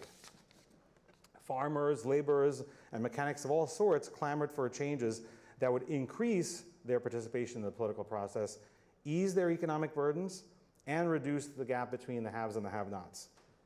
Thanks to the Republican ethos that was embraced by patriots of all backgrounds, many elites also backed some of these egalitarian measures. Leading revolutionaries such as Thomas Jefferson, Thomas Paine, the lexicographer Noah Webster, Abraham Clark, who's a signer of the Declaration of Independence from New Jersey, and many others, agreed that some degree of economic equality was indispensable to the health of a republic. In addition to the removal or reduction of property qualifications for voting and holding office that brought many lower class white men into the political process, the revolutionaries also adopted a variety of changes to inheritance law, tax policy, and even military staffing that helped transform the social order and diminished the power of established elites. One of the most immediate and direct impacts on economic inequality stemmed from the confiscation of loyalist property. Because the wealthiest individuals in many communities were loyalists, this includes people like Joseph Galloway of Pennsylvania, who was one of the richest men in America at the time, the confiscation of their property actually had the effect of removing those who skewed the distribution of wealth in ways that alarmed many Republicans. Although military imperatives and the need to raise revenue often drove these measures, many revolutionaries defended these confiscations on openly redistributed grounds that would reduce plutocratic concentrations of wealth. In some places, these confiscations were restricted to the richest loyalists, sparing those of more modest means. Although things did not always work out as intended, one of the stated aims of these policies was to put up forfeited property up to auction in the hopes that patrons of lower classes could acquire property and therefore economic independence for the first time. Another policy that aimed at reducing inequality by focusing on those at the top was one that was very important to Jefferson, and this is the abolition of entail and primogeniture that was also mentioned in the previous session. So even though there was some variation in terms of both of these policies, both forms existed in many of the southern colonies. Looking back on these policies much later, Jefferson acknowledged the egalitarian motivations behind the abolition of these practices in his home state of Virginia. He said, "The repeal of the laws of entail would prevent the accumulation and perpetuation of wealth in select families. The abolition of primogeniture and the equal partition of inheritances removed the feudal and unnatural distinctions which made one member of every family rich and all the rest poor, substituting equal partition, the best of all agrarian laws," something that Professor Posner may. Of course, Jefferson wanted to go even further, promising a plan to distribute 50 acres of unused land to every free married man who resided in the Commonwealth for at least 1 year, explaining that the purpose was, quote, the more equal distribution of lands. Similar sorts of claims were made even in state legislative assemblies such as North Carolina. But the last policy measure I'll mention concerns taxes. It should come as no surprise, perhaps, that radicals such as Jefferson and Paine supported a more progressive system of taxation, but they were joined even by some of their more conservative counterparts. Despite the fierce opposition to paper money policies that would contribute to the conservative backlash leading to the creation of the Constitution, support for more progressive forms of taxation was expressed even by some of the most vocal conservatives. And here I include people like Gouverneur Morris, Robert Morris, who was, of course, Superintendent of Finance during the Articles of Confederation, and Alexander Hamilton. So for instance, one of Robert Morris's justifications for proposing a land tax was its anticipated effect on reducing economic inequality. Noting that the burdens of a land tax would fall hardest on owners of large estates, Morris argued that the tax would incentivize property owners to sell uncultivated lands, creating new opportunities for Americans in the lower classes. He explained, quote, "A land tax would have the salutary operation of an agrarian law, without the iniquity," by which he meant of forced redistribution. "It would relieve the indigent and aggrandize the state by bringing property into the hands of those who would use it for the benefit of society." And Morris's protege, Hamilton, similarly took a progressive approach when it came to taxation, both in the tax policies he promoted in New York and also the tax policies he promoted at the national level. You find him calling for exemptions of the poor and graduated rates of taxation, and in particular imposing taxes on luxury items that would have been bought only by those at the very top. Now, whether these and other examples, I think what these and other examples show is that the American Revolution, in closing, was not just a repudiation of hereditary elites in Great Britain, but that it was also a refusal to allow aristocracy at home. Thank you.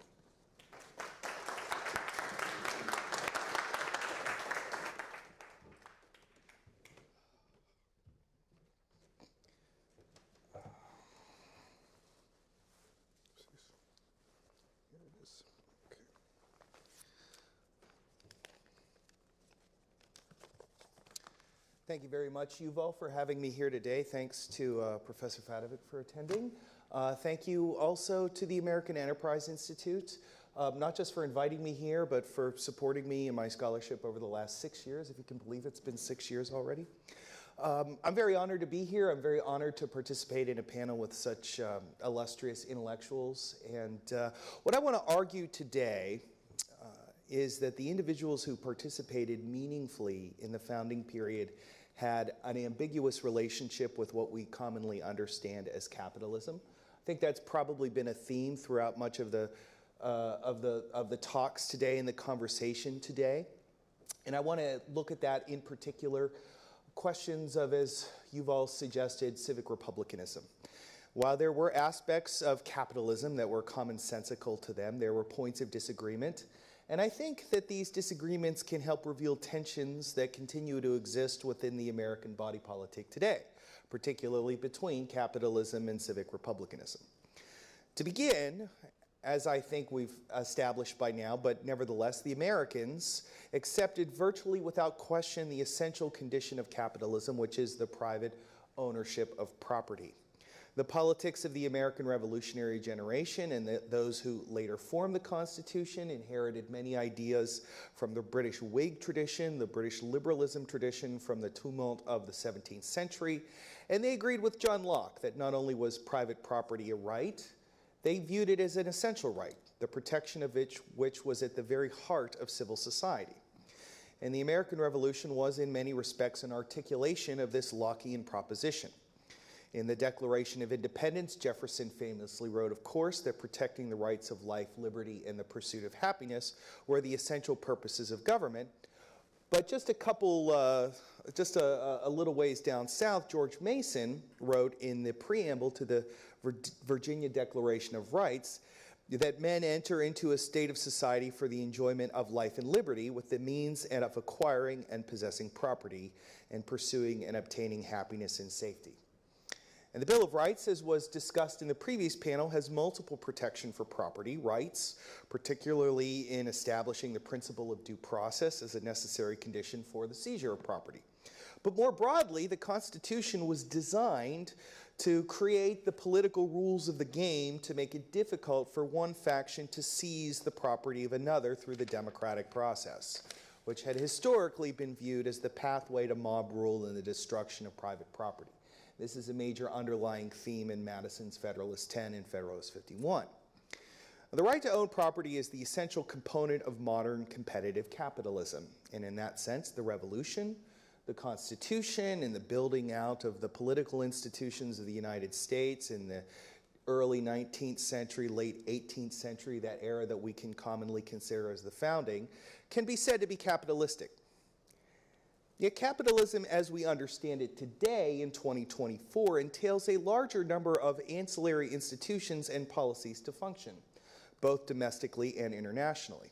Domestically, access to credit requires financial institutions to facilitate its provision, and ultimately, as we've seen, some central institution to manage the flow of credit.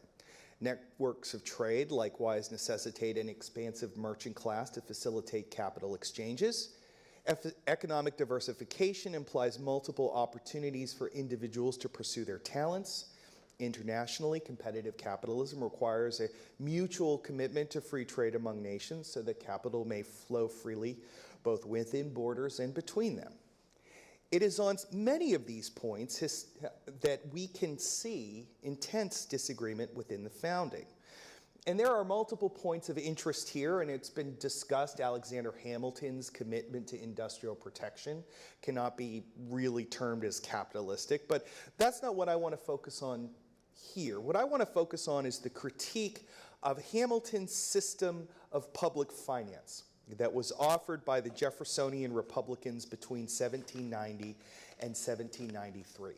Now, today we remember the Jeffersonian Republicans as the Democratic Republicans, but that's not how they saw themselves. That's not the phrase that they used to refer to themselves.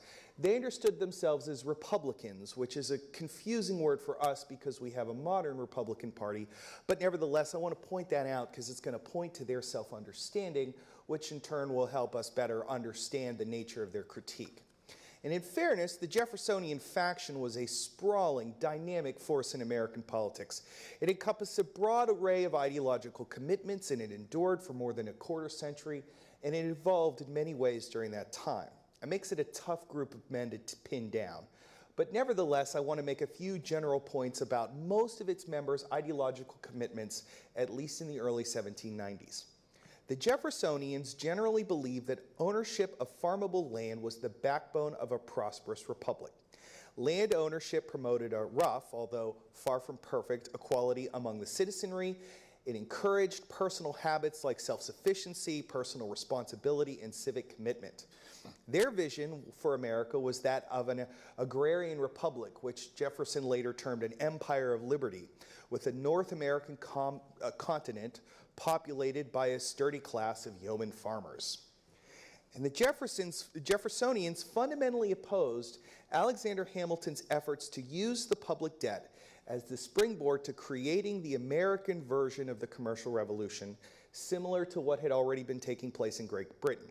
Hamilton's plan included a system to pay off the national debt, to assume the debts of the states, and above all, a chartering of the Bank of the United States. Insofar as we take these as components of the sort of commercial revolution that is a necessary component of modern capitalism, and I think we should, then the Jeffersonians have to be considered at least somewhat skeptical.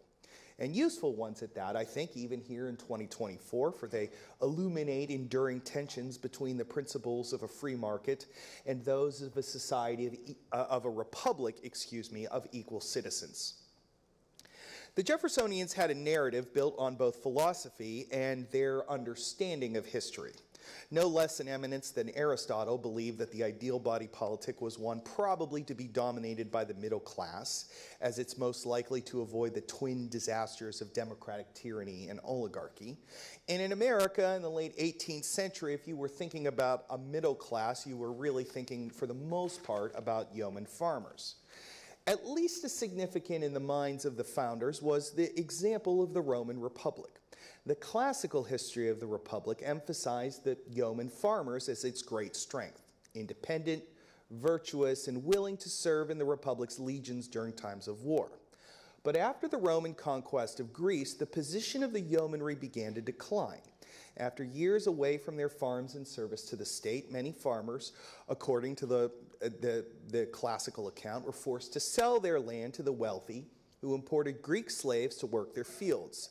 This growing faction of landless men were eventually consolidated by the warlords of the late Republic, Marius, Pompey, and eventually Julius Caesar. By offering them pay, either in plunder or land, these generals turned a large portion of Roman society into their clients, and it was in this way that Caesar was eventually able to overthrow the Republic in many of the classical accounts. Rome provided historical evidence to the theory that economic independence was a prerequisite for political independence. Yeoman farmers who could take care of themselves did not need any patrons to take care of them in exchange for political support. They thus served as a bulwark against the self-aggrandizement of the rich, who were always looking to transform their wealth into power. On the other side, those without means of self-support will gratefully accept patronage, especially in times of economic hardship. This is how a republic, a government ruled of, by, and for the people, as Lincoln put it, could be corrupted into an oligarchy, government by and for and of the wealthy. If the collapse of Rome demonstrated to the Jeffersonians how disparities in wealth could threaten a republic, the experience of Great Britain in the 18th century identified commercialization as a kind of modern threat. To fight its wars against France without raising taxes to crippling levels, and also to keep Parliament from intervening in foreign affairs, the British Crown under William III undertook a number of financial reforms that facilitated what became known as the Commercial Revolution. William used revenue from a land tax as a permanent fund to pay interest on the debt, as a permanent fund to pay interest on the debt, effectively making the debt permanent as well. He supported government lotteries, and most lastingly, he chartered the Bank of England, a public-private institution owned by private investors but able to loan money to the government. William's intention was to harness the nation's growing trade wealth for public purposes, and he was successful. William and his successor, Queen Anne, successfully checked the aspirations of Bourbon France against both the Netherlands and Spain. While Britain's commercial revolution no doubt created the financial preconditions for its domination over the French, it also brought about substantial changes in British politics. The combination of growing trade plus government activity had created a faction of men whose wealth was increasingly in government paper, a phrase that recurs in Jeffersonian literature, be it in the public debt or stocks in publicly chartered corporations. Having grown wealthy from public policy, they were not inclined to sit on the sidelines under the assumption that the state would continue to bless them. Instead, many of them migrated into Parliament, forming a block of purchasable votes for the crown to acquire. The big losers in this scheme, at least according to this understanding, this Jeffersonian understanding, were the landed class. For starters, the debt was financed on the back of a land tax, meaning that it was the landowners effectively subsidizing the merchants. And the critique of the landed class was not purely self-interested, however. They perceived that the crown had intervened in the capacity of the people to govern through Parliament, and thus it challenged one of the fundamental premises of the Glorious Revolution itself. Members of the House of Commons, elected by their constituents, but following their own interests at the behest of royal patronage, were undermining self-government, creating what economists would today call a principal-agent problem. Elected to represent their communities, paper wealth had in effect turned them into agents of the crown. A consistent theme through these various ideological and historical narratives that the Republicans told themselves was that the distribution of political power often mimicked the distribution of economic wealth. No less a Renaissance man than Thomas More, an advisor to Henry VIII and ultimately a victim of Henry VIII, a political theorist of the early modern era, went so far as to envision his theoretical republic, the utopia, being built upon the common ownership of property. The Jeffersonian Republicans did not have to resort to such heavy-handed ideas as state control of all private property. Instead, they believed that the virgin territory of the West would support wave after wave of aspiring generations of yeomen and thus serve as an equalizing force for generations to come. And from this perspective, it was madness for the United States to follow in the path of 18th century Britain. Or, perhaps not madness, but the Jeffersonian suggested, a deep-seated preference for oligarchy, or even a monarchy bottomed on corruption, as Thomas Jefferson famously remembered Alexander Hamilton's seemingly nefarious schemes. Right? Today, we will remember Hamilton as the architect of many of the financial institutions, the original innovator of many of the financial institutions that gave birth to the market revolution and the Industrial Revolution. But Jefferson and Madison would have derided him until their last days as the great enemy of self-government. This reading of history and philosophy undergirds the Jeffersonian Republican opposition to all of Hamilton's plans, all of his major economic proposals issued between 1790 and 1792. The Republicans come back to these ideas again and again. But I want to focus on one of the most significant points of disagreement, and it is here that I think we can identify a durable tension, and that's the Bank of the United States. Chartered in 1791, the Bank of the United States was modeled on the Bank of England. It was a privately owned corporation, chartered by the government, holding tax revenues, available to lend the government money, but otherwise free to engage in the principles of fractional reserve lending that had been developed by that point in history. Its chartering represents a milestone in the development of American capitalism, but the Republicans were disgusted by it. Jefferson himself articulated some of the sharpest opinions against it, at one point arguing that, quote, banking establishments are more dangerous than standing armies. And if you know Jefferson's views about standing armies, you can appreciate just how much he hated banks. This was not an idea that he pulled out of whole cloth, as hopefully I've demonstrated by now, although it certainly seems antiquated to us today. And it wasn't Jefferson alone. On the floor of the House of Representatives, Madison argued that, quote, incorporated societies had a, quote, great and extensive influence on public affairs in Europe. They are a powerful machine which have always been found competent to affect objects on principles in a great measure independent of the people. Independent of the people. That, I think, remains a salient point. The Jeffersonian Republicans, of course, lost the economic argument, and as sort of a capstone to this, the failure for them to think through the consequences of Hamiltonian economics, it has to be noted that it was no less an Republican eminence than Madison himself, who signed into law the charter for the Second Bank of the United States. So while their economic thinking is not particularly modern, I would encourage us all to think about their political theory. That remains underappreciated. The institutions necessary to promote what we today think of as capitalism can and have promoted economic inequality. Insofar as they do, they can challenge the vision of citizenship in a republic. And importantly, I'm not talking about inequality in and of itself, economic inequality of itself. Because even as we dismiss Marxist notions that capitalism impoverishes the masses for the benefit of the few, an idea that history has decisively disproved, we can and should acknowledge the challenges that economic inequality poses to the Republican character of the system. Wealth can and does grow, which means that one man's increase in wealth does not necessitate another's decrease.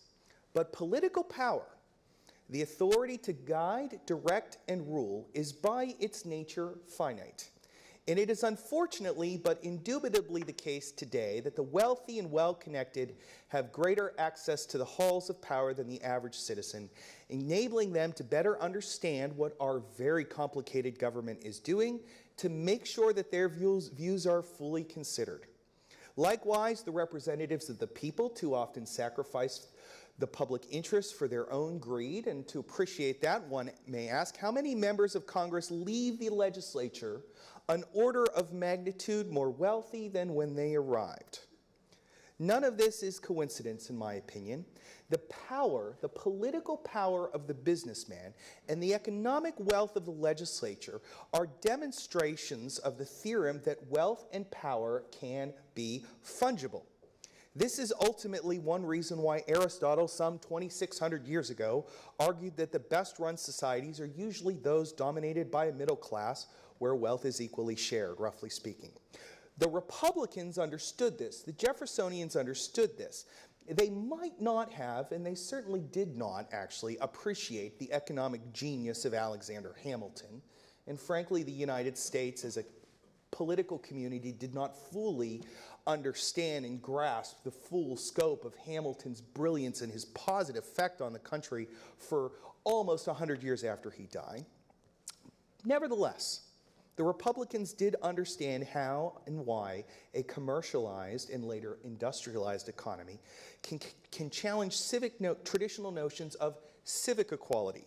These are lessons we should take to heart today, even as we remain committed to competitive capitalism.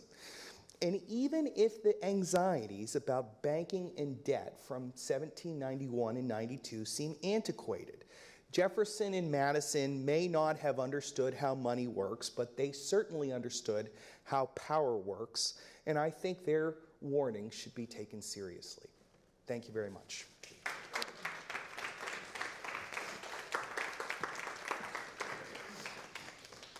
Thank you both very much. There's a lot there to wrestle with. I think I want to start in a place where it seems to me that there's a tension between your two arguments that could be interesting to push on a bit. There is a way, Clem, in which you're arguing that the market orientation, the growing market orientation of American life in the years before the Revolution contributed to the democratic character of American life. And in general, you're making a kind of, you're making a case that counters a lot of the sort of academic conventional wisdom that says that capitalism was a democratic force or a democratizing force in the life of the colonies before independence. Jay, you're suggesting that the Jeffersonians were ultimately right about the political effects of capitalism, that those are somewhat counter to democratization, or at least a challenge to it. I would love to hear you each respond to the other just a little about whether you think there is a tension there or not. So one thing I should clarify about the paper and what I did here was not to argue that capitalism, if that's exactly what we're talking about, is necessarily or inevitably or wholly democratizing. I think it pulls in different directions. As I suggested, there are ways in which it is inimical to equality and to democracy. But at least in the way that it was evolving and transforming and unfolding in the 18th century, it did have these democratizing trends. It brought consumers into a new kind of marketplace when goods became cheaper and became available that had been limited to people of a particular class. As I mentioned, it started to unsettle and destabilize certain kinds of class relationships. Let's keep in mind that at the time, even like recreational habits, for instance, were restricted by class. Where someone was seated in a church was also, in some ways, defined by one's class. And so there are ways in which the market started to shake things up in a way that made some of the more democratic and egalitarian developments in the revolution possible. So in a sense, what I'm arguing is that the revolution was, as Dr. McCloskey mentioned, right, about ideas, but it was also material. And I would argue that material changes helped develop certain kinds of ideas and made certain kinds of ideas possible. Yeah, I would say that I'm not sure I would argue that capitalism itself leads to political inequality necessarily. I would say that the issue is the extent to which the government is involved in structuring the organization of capital within the country. So the design of the Bank of the United States, the first Bank of the United States, was, and the general thrust of Hamilton's early economic system was enormously beneficial to those who held government paper, particularly in the large cities. And they were overrepresented in Congress, and Jefferson and Madison felt, at least with respect to the question of the assumption of the state debts, that the self-interestedness of the leader of the House members, particularly their investment in the state debts, had made the difference in the passage of that final bill. And I think on my various back-of-the-envelope calculations, I think they have a fair point there. That is a problem. That's an underlying problem when the government is involved in questions that can make people a lot of money. That doesn't mean it's inevitability, though. And it's what's really ironic, in my opinion, is that the first Bank of the United States was very well run, and it facilitated to an enormous extent the Jeffersonian project of westward expansion. One of the reasons that it was able to do that was because under the auspices of Albert Gallatin, who was himself one of the unsung heroes of the founding era, it became a way for people in the South and West to access the necessary credit to acquire land and eventually to settle west. So these institutions can be well run, but again, another irony, it was the second Bank of the United States that was notoriously corrupt in its early years. And in fact, if John Marshall hadn't saved it in McCulloch v. Maryland, the country very well might have just gotten rid of it because of its reckless irresponsibility. And I think one of the lessons to take away from all this is it's not so much that these things are an inevitability. It is rather that when the government is building out policies that are designed for the entire political community in the second order, the long-term benefits, one of the dangers is that the details are often captured and manipulated by interests who have a unique access to power that average citizens do not.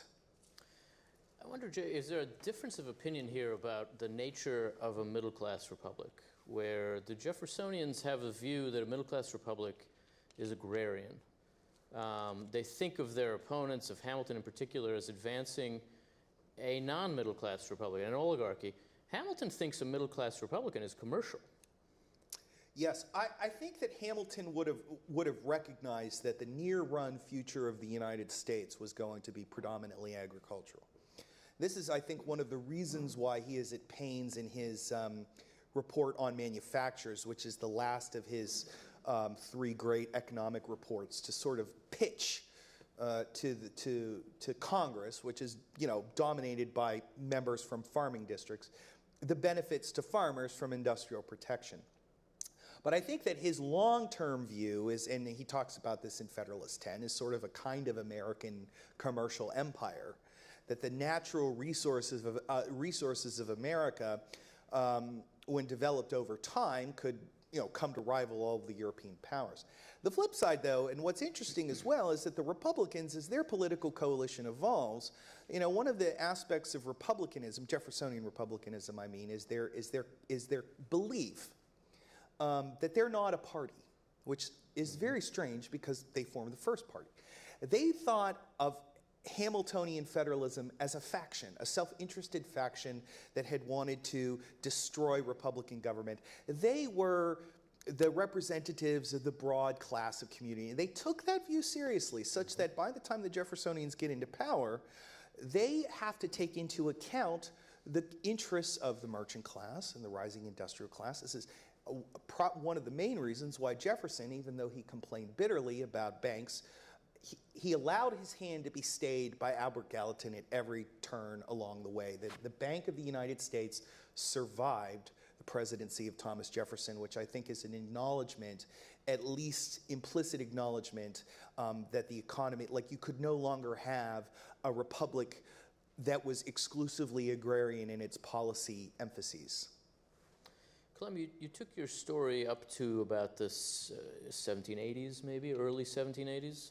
What if you continued into the period that Jay mostly talked about, which is really in the era of the early constitutional republic in the 1790s? Did the kind of democratization of material conditions leading to democratization of social ideas continue in the early republic? It's a mixed story. So you have, with the confiscation of Loyalist property and some of the other changes I mentioned, greater economic equality, right? So you have a shrinking of the gap between those at the top and the bottom in the 1780s. In the 1790s, it starts to expand, it starts to develop for a variety of reasons. Some of that does have to do with government policy, some of it has to do with the way the economy itself is unfolding. But even at that point, Americans are still, even after the Constitution is ratified, some of those who push for the Constitution, those who are considered the conservatives at this point, were also behind policies that would have minimized some of the inequalities. For instance, when deciding what to do with Western land, there were several different alternatives. They could have divided up or sold land into plots of 640 acres, 160 acres. They often opted for the smaller acreage size to make land more available, as I mentioned. Some of the tax policies that were ultimately adopted, also some of them had progressive graduated elements. And so my response is that it's essentially mixed.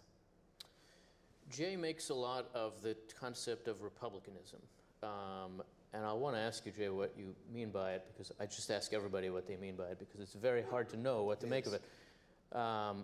Clem, how does republicanism fit into the story that you tell? And how do you think about what it meant to people in the end of the 18th century? So I think the first thing to note is that republicanism, like support for capitalism, comes in many varieties. And there are basically two major strands of republicanism. One, I think, is most closely associated with more aristocratic types, so Cicero, Francesco Guicciardini, James Harrington. And they agreed with the more democratic or populist Republicans that economic wealth often translated into political power. Where they differed, though, was what you do with that. So the more aristocratic types generally argued, and John Adams follows them closely, you want to make sure that you have one particular, say, chamber reserved to those who are wealthy, and a different chamber for the people, and you basically create political systems that are structured along class lines. The more egalitarian or populist ones, if you want to call them that, generally look for ways to minimize some of those class differences. This is like Machiavelli? The Gracchi, Machiavelli, even Rousseau. And I think this is the strand that Jefferson tends to follow. And when he talks about avoiding an agrarian law, he's talking about avoiding some of the more heavy-handed measures that Americans at this time would have known from their reading of history. So the purchase of Louisiana for him, I think, was critical to maintaining republicanism in the United States at large. It was basically to stave off some of the commercial developments that he feared, some of the financial developments. And his thinking, I think, was that if land continues, if all this new land is acquired, there will be, new yeoman farmers, families that can settle, and they will be able to achieve some degree of economic independence, putting off for an additional decades, a few decades, maybe even centuries, the fate of Europe, which he really was terrified of. Yeah. Jay, you seem to suggest, I think, more continuity between the classical kind of Cicero republicanism and Jeffersonianism. Is that right? Well, without disagreeing with what Clem has said here, I agree with the basic idea here that you can sort of distinguish what, I think maybe Montesquieu would call an oligarchic republic, right? But I think that's a slightly different, like when you combine those two words to say like a democratic republic versus an oligarchic republic, so what's the differences? I think in many respects, at least as far as the Jeffersonians, and I would say Madison in particular, believed that the insights of the Roman Republic could be incorporated into the United States, even though the Roman Republic at its most democratic was still very oligarchic. Because when you look at, like, say, Madison's Federalist 51, I mean, he is just borrowing very liberally from Polybius in his description of how power can be checked and balanced. So, and I think one of the differences between the two of them, or maybe a continuity, I should say, is that republics are designed to make sure government, to borrow Lincoln's phrase, government of the people and by the people remain for the people. And the difference between an oligarchy and a democracy in this sense is how broadly are we defining the people? Like, what is it? So in Rome, they're defined narrowly. In the Florentine Republic, it's defined narrowly. In the Venetian Republic, it's defined narrowly. In the American Republic, it's going to define it citizenship much more broadly and increasingly broadly as the Constitution takes effect in the westward, this entry of states in the West. But there's still this idea of managing factions within society so that the ultimate end product of public policy is for the entire good of the community. Jefferson, and I think especially Madison, would look back on ancient republics and say, there's a lot we can use from these guys. Mm-hmm. Is there then for them a tension between a commercial society and a Republican society inherently, necessarily? I would say that certainly when the bank is enacted, they are in a panic. They believe that it is the collapse of the republic itself, and they believe all sorts of things about the paper men, that they don't do anything, that all they do is speculate. They just push paper around. Madison would rail about the coffee houses in present day, like Wall Street, where the first Congress was situated.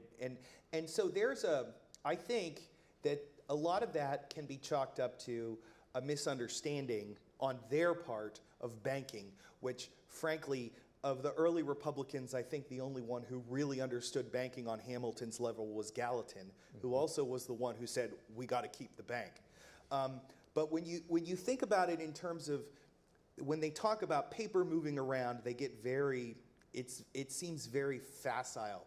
But then when they start talking, when you see Madison transition in conversations with Jefferson about the influence of the paper men within Congress, that's when their analysis gets a lot sharper. When we're talking about raw power politics, this is something that I think Madison in particular had a very astute grasp on.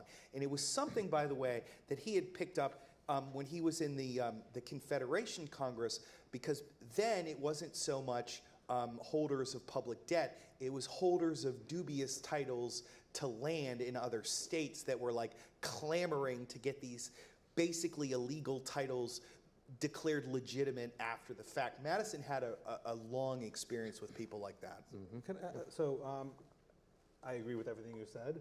The only thing I would add is that one of the reasons that Madison, Jefferson, and some of the other large planters in the South were so distrustful of the moneyed men was that they were depended on them. Yes. Right? So one of the things that they really detested was this feeling of being dependent on someone else. And so Rousseau, by the way, also refused to ever borrow money for anyone because he didn't want to be indebted to someone. And there was this feeling, that when the banker comes calling, for the bill, was something that they wanted to avoid. And this, I think, is connected to the other thing that Jefferson feared about what we've been calling a commercial republic, which is the introduction of a system of wage labor, right? I think in his vision of the yeoman farmer was someone who produced for themselves, but also sold their goods to market, and did so without living under a boss. And I think that's what they were seeing in Great Britain, and that's how they connected their own interests to how they imagined, what they imagined to be the interests of workers in cities. I 100% agree. I think that it's important, and it's not a coincidence that the Republicans tended to disproportionately come from the South and then later on the West.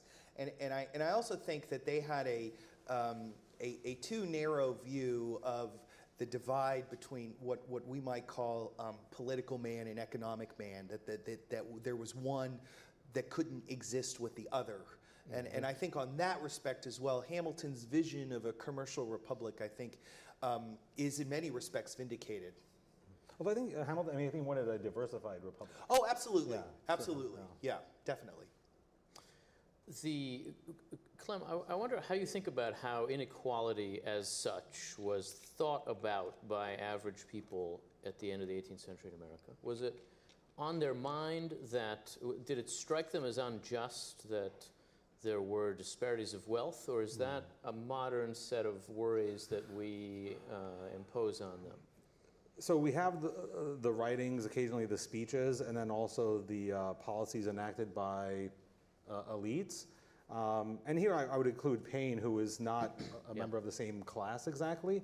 And so they express concern. But in terms of the people we're talking about on the ground, occasionally you'd get statements by school teachers in Philadelphia. Occasionally you might have a diary entry by someone who worked on the dockyards in Philadelphia. So there's some evidence that there was a concern about this, but at least in the work I've done, it's been focusing mainly on the great founders. Let's take some questions in the room. We can begin back here. And for our audience online, we can take questions online too. Thank you for this. And in particular, Jay, thank you for that most bipartisan, depolarizing civil discourse, vital center interpretation of the mutual contributions of the Federalists and the Jeffersonians to republicanism I've ever heard. I'm wondering, therefore, if how much credence you would give to the cynical Charles Beard take that there really were no serious ideological questions at stake there, and that the Federalists and the Jeffersonians were just different kinds of powerful, squabbling oligarchs with different economic interests trying to convince themselves and everybody else that they were the true Republicans. That's a good question. I pride myself, it's funny because you would think that 230 some odd years after the Federalist-Republican divide had ended, that you could get, at least among academics, cool, dispassionate analysis. We're all Republicans, we're all Federalists. You would think at this point you could acknowledge and appreciate the unique contributions of both, but it's hard to do. So even though I think it's pretty clear that I'm a Madison guy, I am a huge admirer of Alexander Hamilton and his farsightedness. I think with respect to the Beard hypothesis, I mean, I've never really bought into it. I think Forrest McDonald had the better argument. I also think one of the challenges with that kind of early 20th century kind of analysis is it doesn't take the people of the time as they are and appreciate fully the nuanced differences. So, like, for instance, if you were to go to James Madison's Montpelier in, say, 1787. For starters, it would not look like it does today. It was much smaller. But then go to George Mason's plantation on the Potomac River. You would see a pretty notable economic difference between the two. And I think that from the perspective of that kind of emergent socialist kind of historian in the early 20th century, those kinds of differences are, I think they get lost in the haze, I would say. Clem, you must have had to wrestle with Charles Beard. Yeah, so I think he's partly right, but I think you cannot ignore the role of ideas. And every indication is that most of them took ideas very, very seriously. And I think the best piece of evidence for this is that they thought their opponents took ideas seriously. And so here I would point to the way Hamilton responded to Burr, right, as an unprincipled rogue, someone who really didn't stand for anything. And he appreciated Jefferson, despite the fact that he disagreed with his ideas vehemently, at least as a man of principle. And so I think that, and I think Jefferson had some sort of grudging respect for Hamilton as well. He did.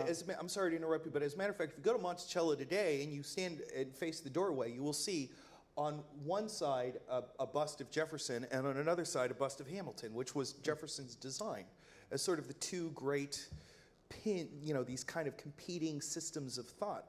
Even in Jefferson's house. Sorry to interrupt you. Oh, no, I couldn't help but mention.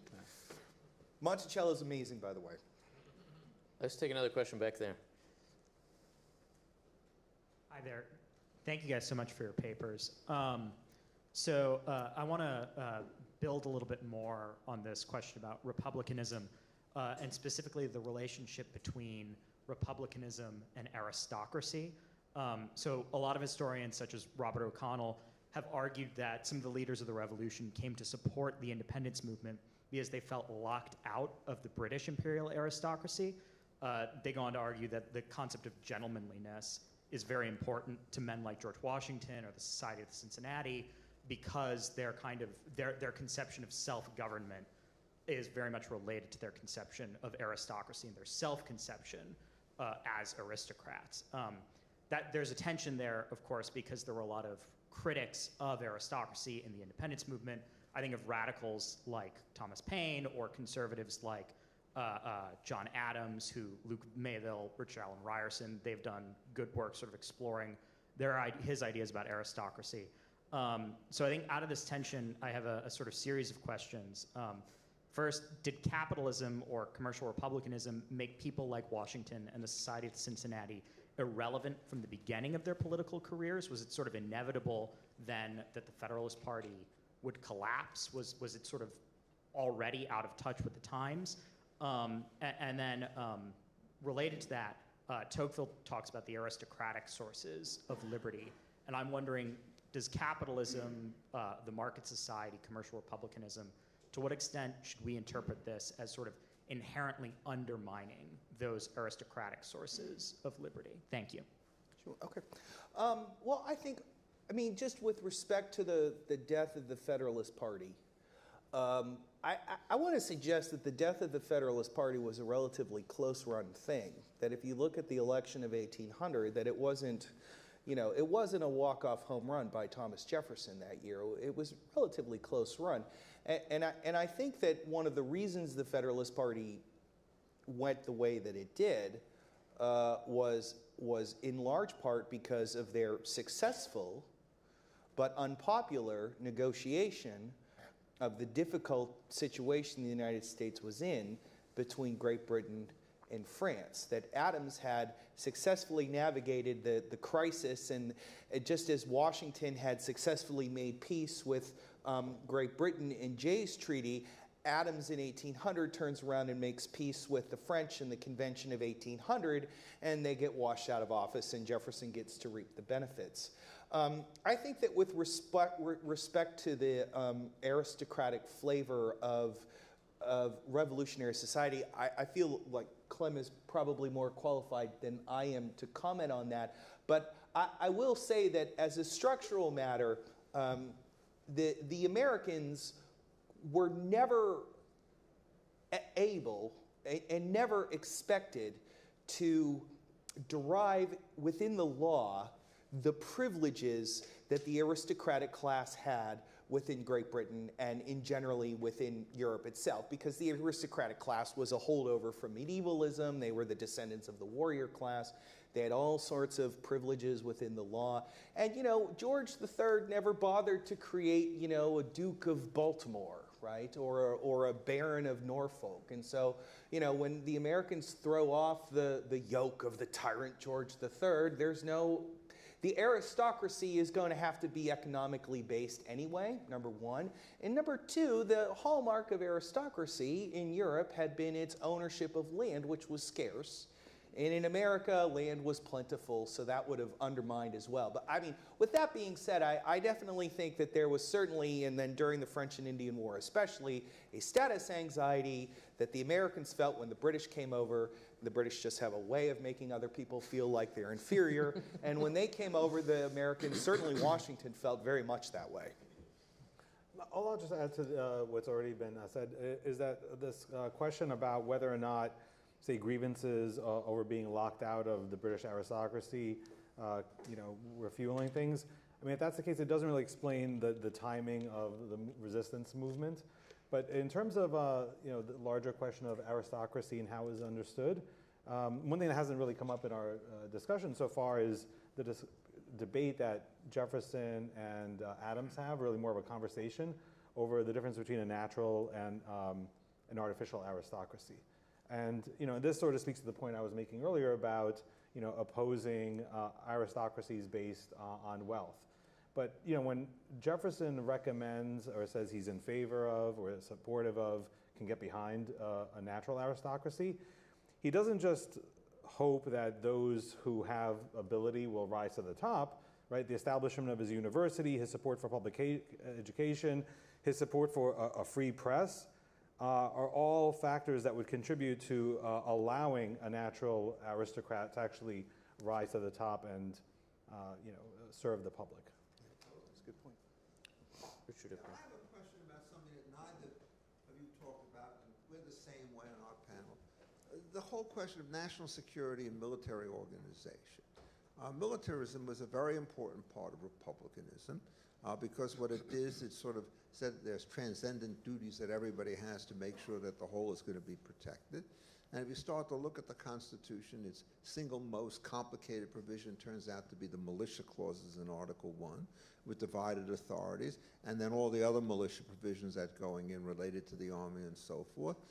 There are all sorts of things like the Republican cause of government that are designed to deal with what are you going to deal with if it turns out the states start to fight with one another and things of that sort.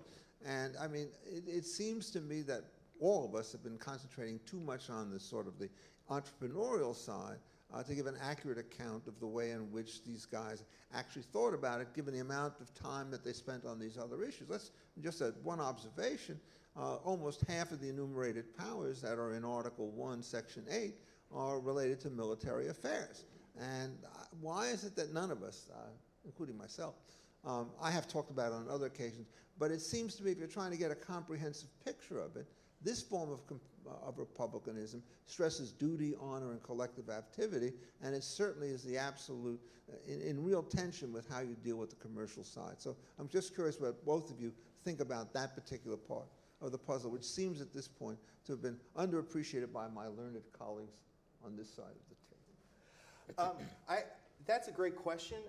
I would say that there was and had been a long tradition within England of fear of standing armies, which is a really animating feature, I think, of Article 1. Not just the emphasis on the management of the militia, but also the limits on money and appropriations, that appropriations for the military have to be renewed every 2 years. One of the things I think is really useful for understanding this is in one of his National Gazette essays, when Madison is critiquing the Hamilton economic system, he argues that there's three bases for the legitimacy of a government, or not moral legitimacy, but just sort of the everyday, why do you obey the law? One of them is you've been bribed, which of course is his great accusation of Hamilton, is that he's bribing people. Another one is that you consent freely because you believe that the laws are good. And then another one is military establishments, you're under fear of the sword, which is a very old tradition within in the English world, right? It's an animating reason that James II got the boot in 1689. But it also shows up in another interesting way after John Adams has, when the quasi-war is breaking out, the X, Y, and Z affair. Adams is like, well, we need to get the army. We need to get an army. And we'll make Washington lieutenant general, and then Hamilton works behind the scenes to get himself as Washington's assistant. And Jefferson and Madison are beside themselves.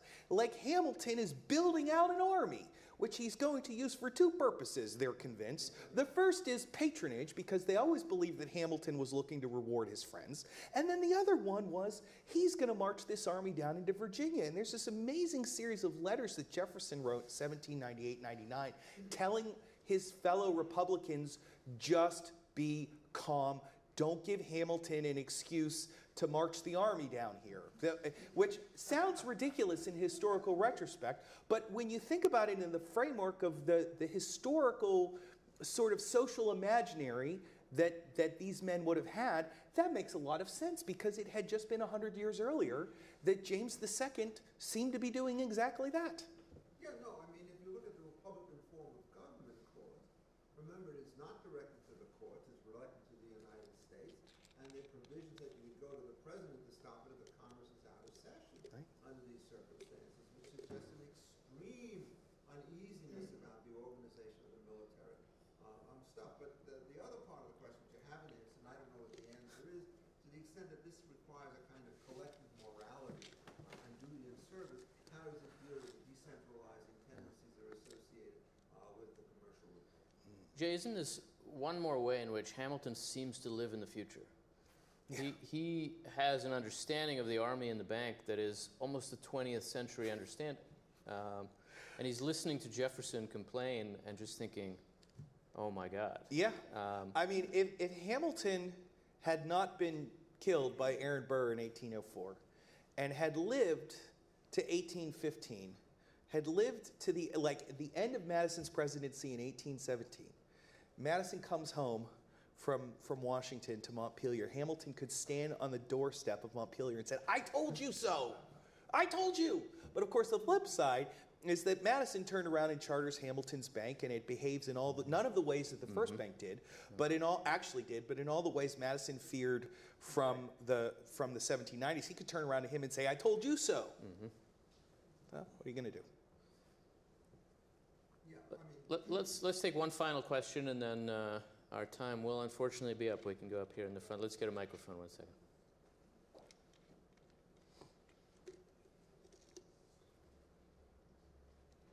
You talked about taxes, but you didn't mention property taxes or estate taxes.